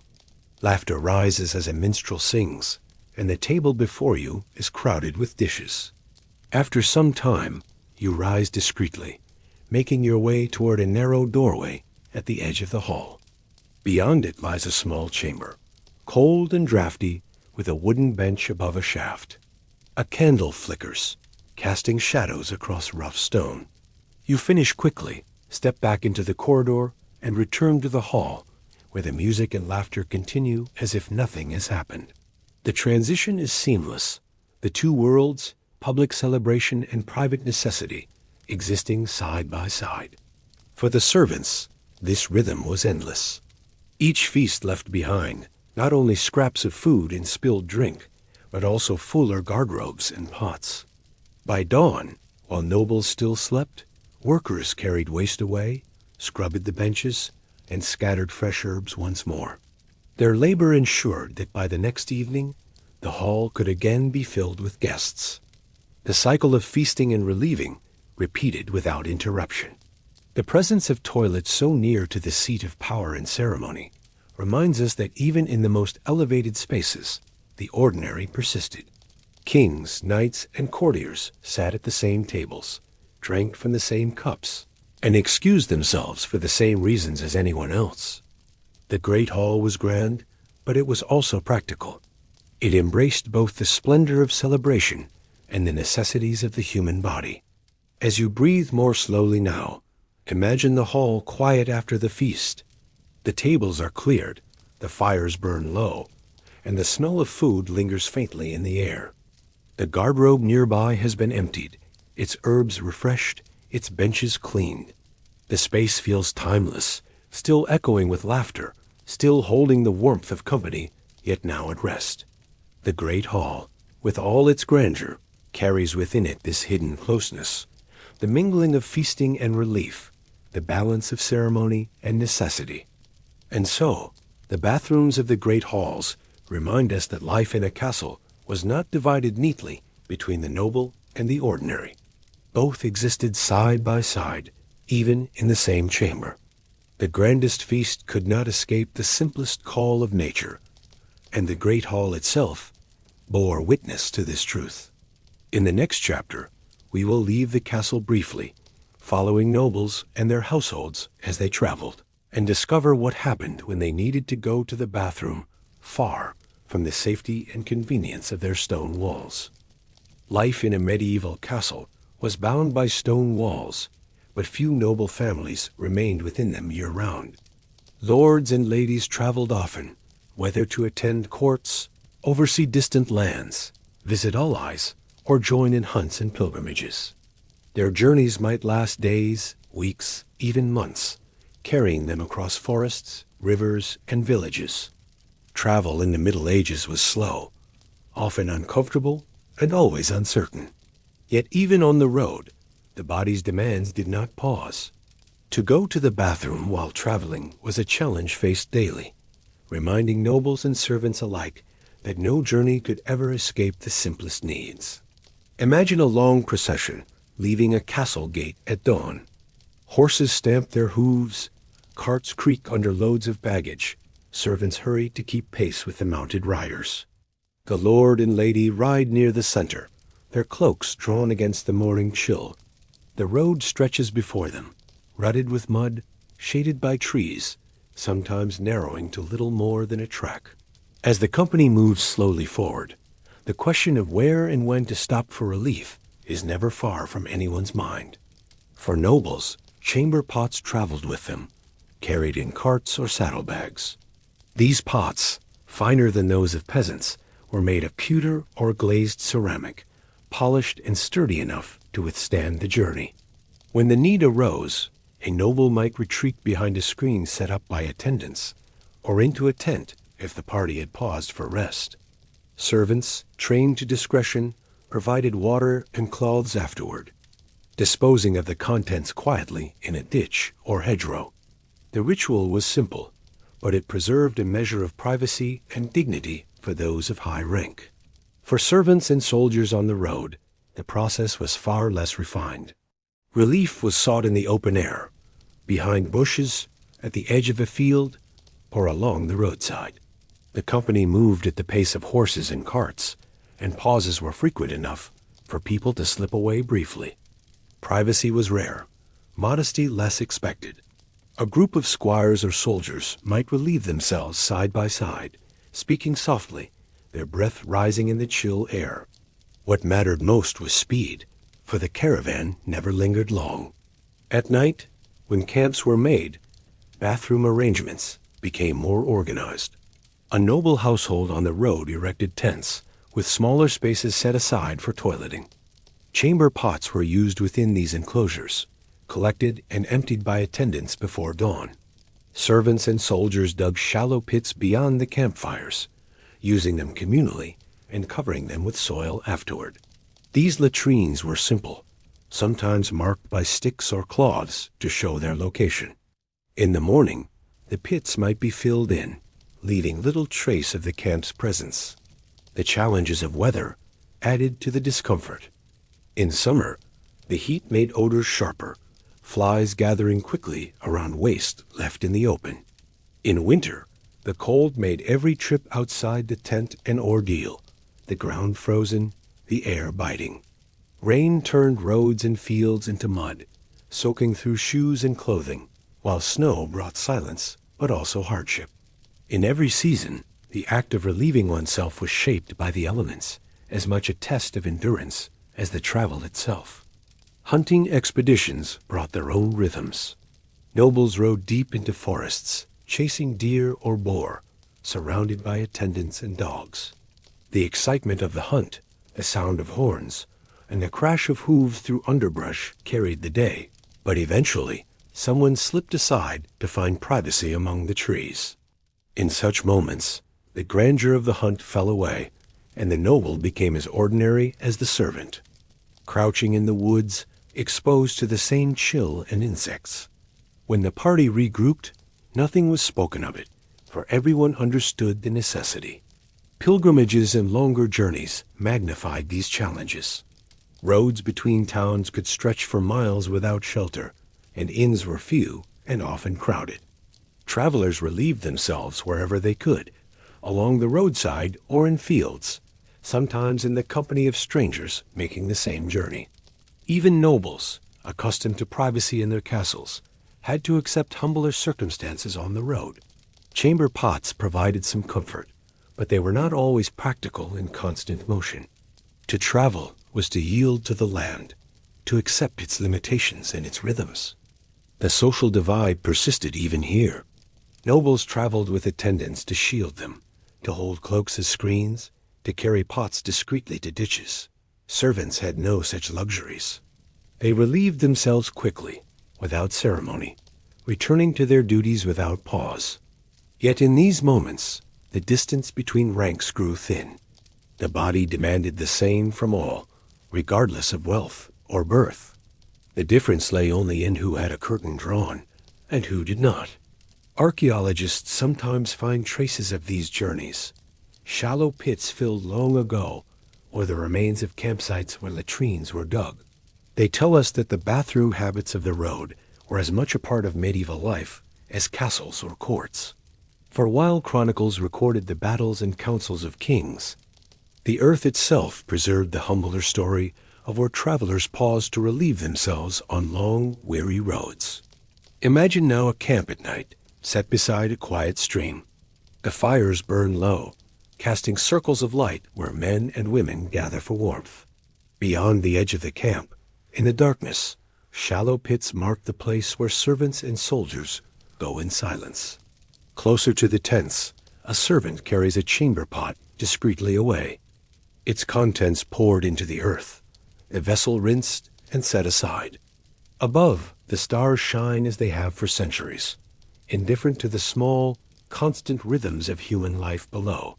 As you breathe more slowly, let this image carry you further into calm. The road stretches endlessly, lined with trees and fields, filled with dust or mud, carrying its travelers slowly onward. Along the way, nobles and servants alike answer the same call, pausing for relief before returning to their journey. The act is humble, ordinary, but in its ordinariness lies a thread that connects every traveler across time. And so, the story of bathrooms on the road reminds us that no matter how far people traveled, no matter how high their rank or noble their purpose, they remained bound to the same needs as all others. Travel brought freedom, adventure, and risk, but it also carried with it the inescapable weight of the body. In the next chapter, we will step away from the practical and into the symbolic, exploring how medieval people thought about cleanliness, purity, and waste in the light of religion and belief. In the Middle Ages, the rhythms of daily life were bound tightly to faith. Bells marked the hours of prayer. Churches stood at the center of towns and villages, and the calendar itself turned upon the cycle of feasts and holy days. Religion shaped not only the loftier matters of law and kingship, but also the quiet, ordinary details of life. Even the most private acts, such as going to the bathroom, were touched by ideas of purity, sin, and the order of the body as created by God. The body was understood as a vessel of both weakness and mystery.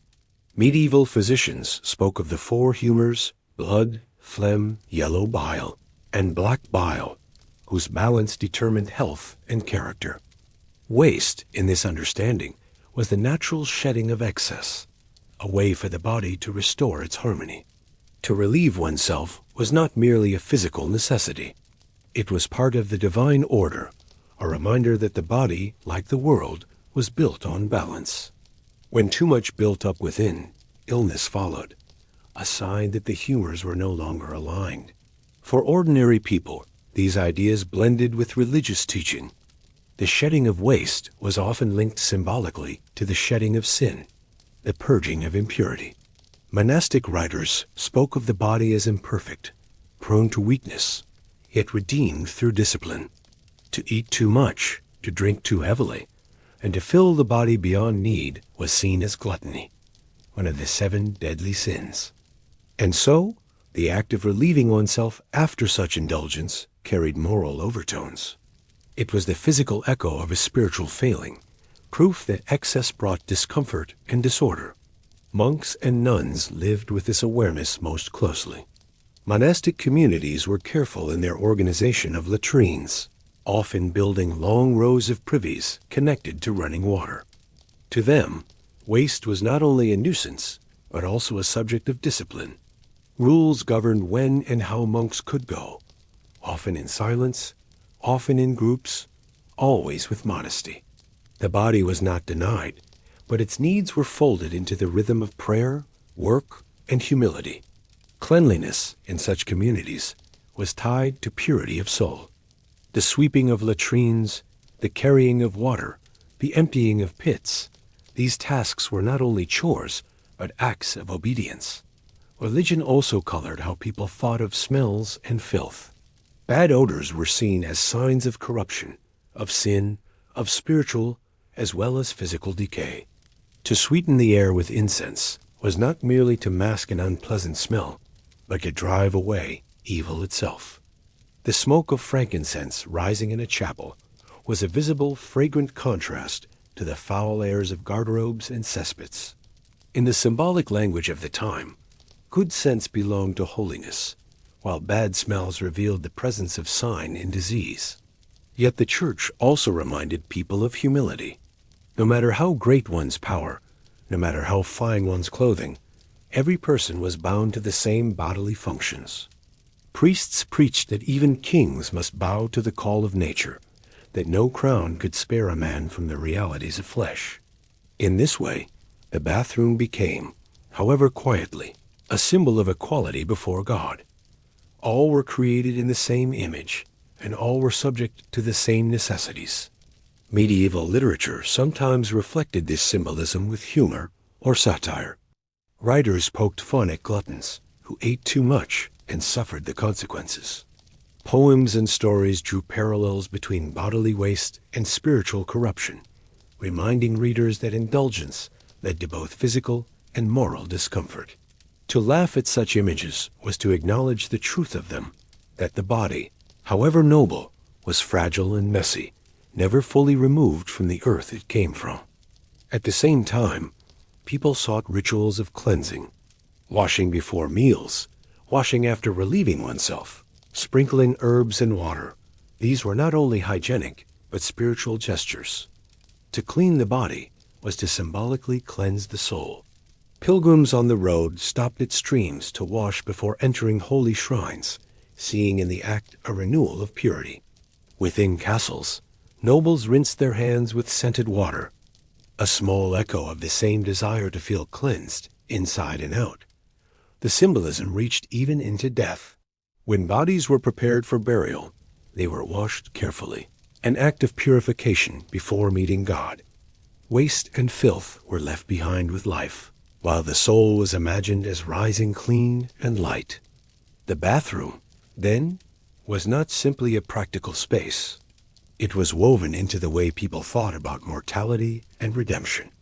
To relieve the body, to wash, to cleanse, these were small rehearsals of the greater journey of the soul.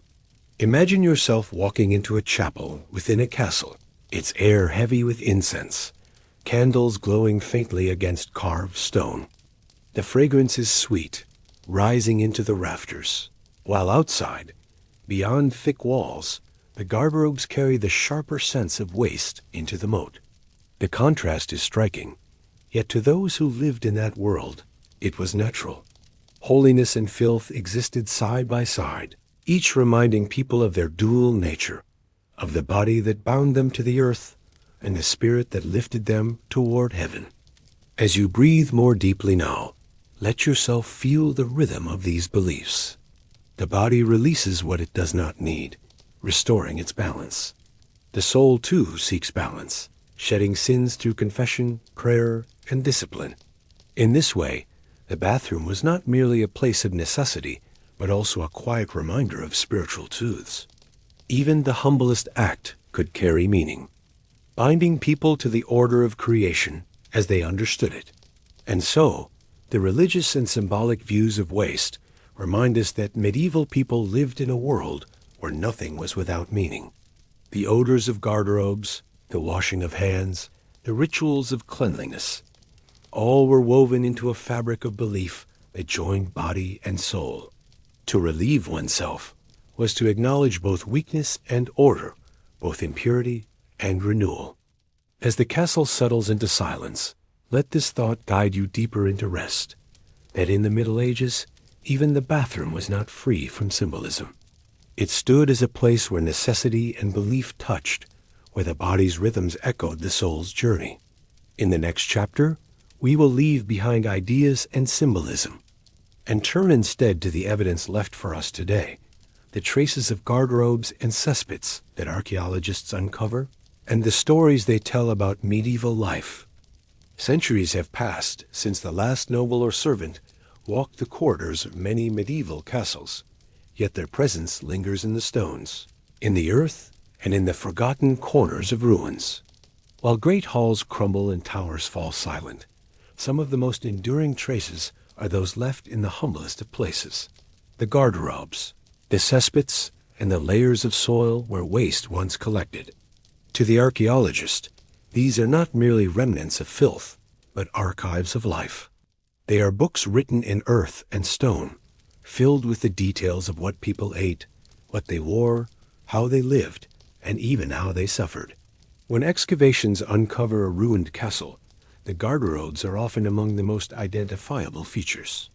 They appear as small stone projections jutting from walls, like tiny turrets clinging precariously to the sides of towers.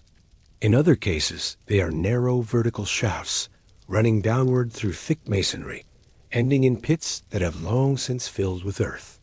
To walk through a ruin today and spot one of these features is to glimpse a private, forgotten part of life frozen in stone. The pits themselves, though foul in their time, have become treasure troves of information. Layer upon layer of soil within them preserves the remains of centuries. Seeds, grains, and fruit stones tell archaeologists what people ate, while fish bones, animal remains, and eggshells reveal the variety of diets across class and region. In some pits, fragments of clothing have been found, cast down the chute either by accident or intent. Buttons, buckles, and scraps of fabric whisper of garments once worn, now dissolved into earth, but leaving behind small, stubborn traces. Parasites, too, survive in these layers. Microscopic eggs of worms, preserved for hundreds of years, reveal the illnesses that plagued castle residents. From them, we learn that even nobles, with all their privilege, were not free of the burdens of disease. Their garderobes tell stories not of grandeur, but of stomach aches, fevers, and the quiet suffering of ordinary bodies. Occasionally, objects of value emerge from these pits. A dropped coin, a lost ring, or a broken piece of jewelry. Perhaps they fell by accident, slipping from hands or pockets as someone relieved themselves. Perhaps they were thrown away deliberately, discarded into the depths of the chute. For archaeologists, such finds are windows into human stories. A silver brooch at the bottom of a cesspit might once have been the treasured adornment of a lady. A child's toy, forgotten and discarded, tells of laughter that once echoed through the castle halls. The very construction of garderobes can be studied. Their placement within the castle walls reveals the planning of architects and the priorities of lords. Some castles reveal clusters of garderobes near great halls or chambers, signs of hospitality and convenience. Others show long rows, built for garrisons of soldiers, where privacy was sacrificed for efficiency. The thickness of shafts, the lining of stone, the way they emptied into moats or pits, all of these details tell us how medieval people balanced necessity and practicality. In towns and cities, similar excavations uncover latrines shared by many households. These urban pits, filled with pottery shards, food scraps, and waste, mirror the castle's garderobes in their ability to preserve the smallest details of daily life. Archaeologists sometimes call them time capsules of the unwanted, for within their depths lie the traces of meals, illnesses, and habits that no chronicle recorded. Imagine walking through the ruins of a castle on a clear afternoon. The walls are broken, the roof long gone, but in one corner, a small stone projection still clings to the outer wall. It is narrow, almost delicate, and from it a shaft once carried waste into the air beyond. You stand at its edge, peering into the hollow, and realize that centuries ago, people sat here in silence, as ordinary as you. Their voices are gone, but their traces remain, carried forward by the earth itself. The study of garderobes also reminds us of the continuity of human life. We often think of castles in terms of battles and grandeur, but the archaeology of waste shifts our gaze. It tells us that life, even in a fortress, was ordinary, messy, and deeply human. It shows us that kings and knights were not only warriors and rulers, but also eaters, drinkers, and sufferers of indigestion. The garderobes, in their quiet way, strip away the illusions of grandeur and bring us face to face with the humanity of the past. There is a quiet poetry in this. What was once discarded, hidden, or despised has become the most enduring testimony of daily life. The remains in cesspits tell us more about diets than royal banquets described in chronicles. They reveal more about illness than medical treatises, for they preserve the very evidence of disease. They speak more honestly of life than the gilded words of poets, for they capture the details no one thought worth recording. As you breathe slowly now, let yourself imagine these quiet layers of history. A seed of a plum, dropped centuries ago, preserved in the soil of a cesspit. A fishbone, small and fragile, telling of a meal eaten on a feast day. A thread of fabric, worn and frayed, marking the presence of someone long forgotten. Each of these tiny fragments is a voice, faint but insistent, calling across the centuries to remind us of the ordinariness of life. The archaeology of garderobes is humbling. It shows us that even the most private acts leave traces, and that those traces, though unwanted, can become the most enduring. Castles rise and fall, kings live and die, but a pit of refuse, left undisturbed, can outlast them all, carrying forward the story of daily life into a future they could never imagine. And so, as we near the end of our journey through the bathrooms of medieval castles, let us pause here, in the soil of the past, where seeds, bones, and parasites tell us of human lives once lived. In the next chapter, we will gather these threads together, reflecting on the quiet, private, and deeply human story of what it was like to go to the bathroom in a medieval castle, and what it tells us about the people who lived within those walls.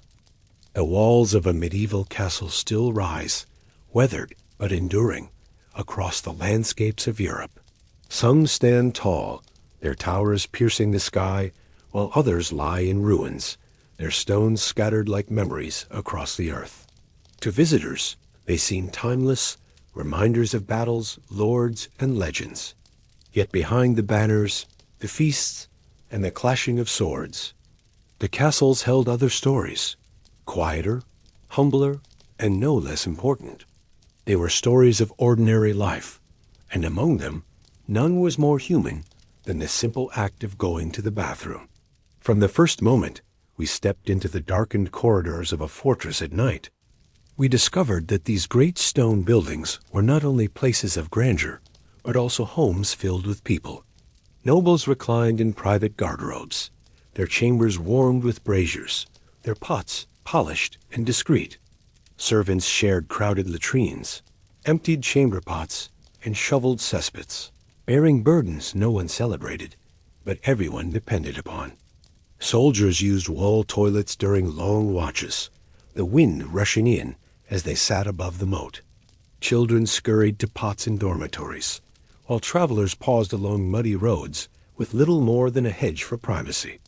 Everywhere, the body's needs threaded through the rhythms of the day and night. Meals in the great hall ended with discreet trips to garderobes nearby. Long journeys were punctuated by stops for relief in fields or roadside ditches. At night, nobles reached for pots beneath their beds, while servants shared communal spaces in silence. The castle, so proud and imposing, was shaped as much by these necessities as by its battlements and towers. The smells of the castle told this story too, the odors of smoke, animals, herbs, and waste mingling in the air. Privacy was rare, etiquette softened embarrassment, and religion gave meaning to the body's functions, seeing in them reminders of both weakness and balance. Archaeology has uncovered the layers of this history, revealing seeds, bones, parasites, and lost trinkets buried in pits that once carried the refuse of life.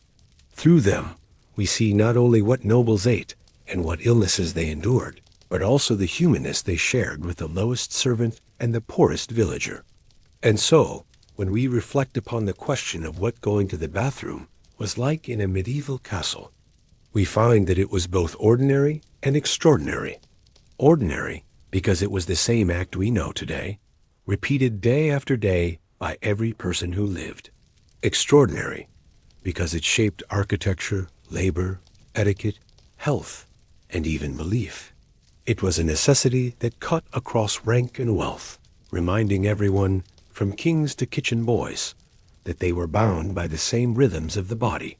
History often celebrates crowns and battles, but in the end, it is these small, hidden truths that make the past come alive. The garderobe, the chamber pot, the cesspit, these were the quiet foundations upon which the grandeur of castles rested. Without them, no feast could continue, no army could be garrisoned, no family could live within the stone walls. They were the castle's quiet secrets. Unglamorous, yet essential, humble, yet deeply human. As you breathe more slowly now, let yourself imagine a castle at rest. The fires burn low, the halls are empty, and the stars shine above the towers. Behind thick walls, a noble sleeps in her chamber, a chamber pot tucked nearby.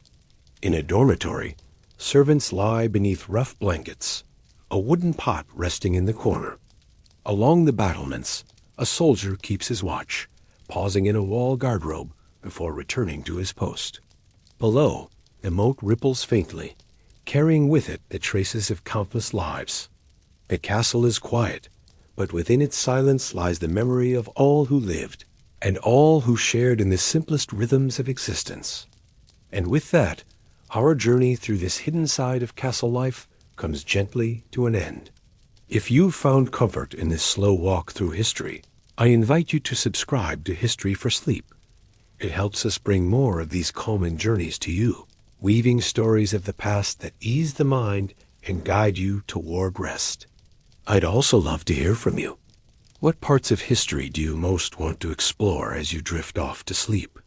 Do you listen at night, in the early hours when rest feels far away, or during a quiet moment in the day?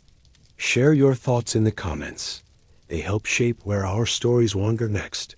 For now, let the castle fade into stillness. The torches are out, the halls are empty, the garderobes closed. What remains is silence, the deep and steady silence of stone that has witnessed centuries. Rest now, knowing that even in the grandest of places, life was built upon the same human truths we share today. And so, our journey through the hidden corners of the medieval castle draws to a close. We've wandered through stone corridors and shadowed garderobes, sat quietly with chamber pots in noble chambers and crowded dormitories, and traced the path of waste from shafts in the wall to the moats below.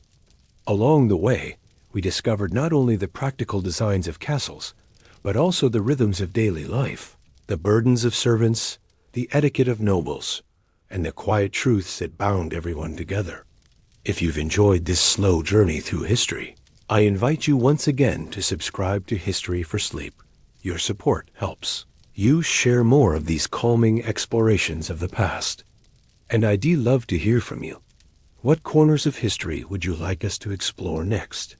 Do you listen as you drift into sleep at night, in the stillness of early morning, or during a quiet pause in your day? Share your thoughts in the comments below, and together, we'll all keep weaving these stories that soothe the mind and carry you gently toward rest. For now, let the castle fade into silence. The torches are out, the halls are still, and the walls stand watch beneath the stars. The story is finished, but sleep continues. Rest well until the next journey begins.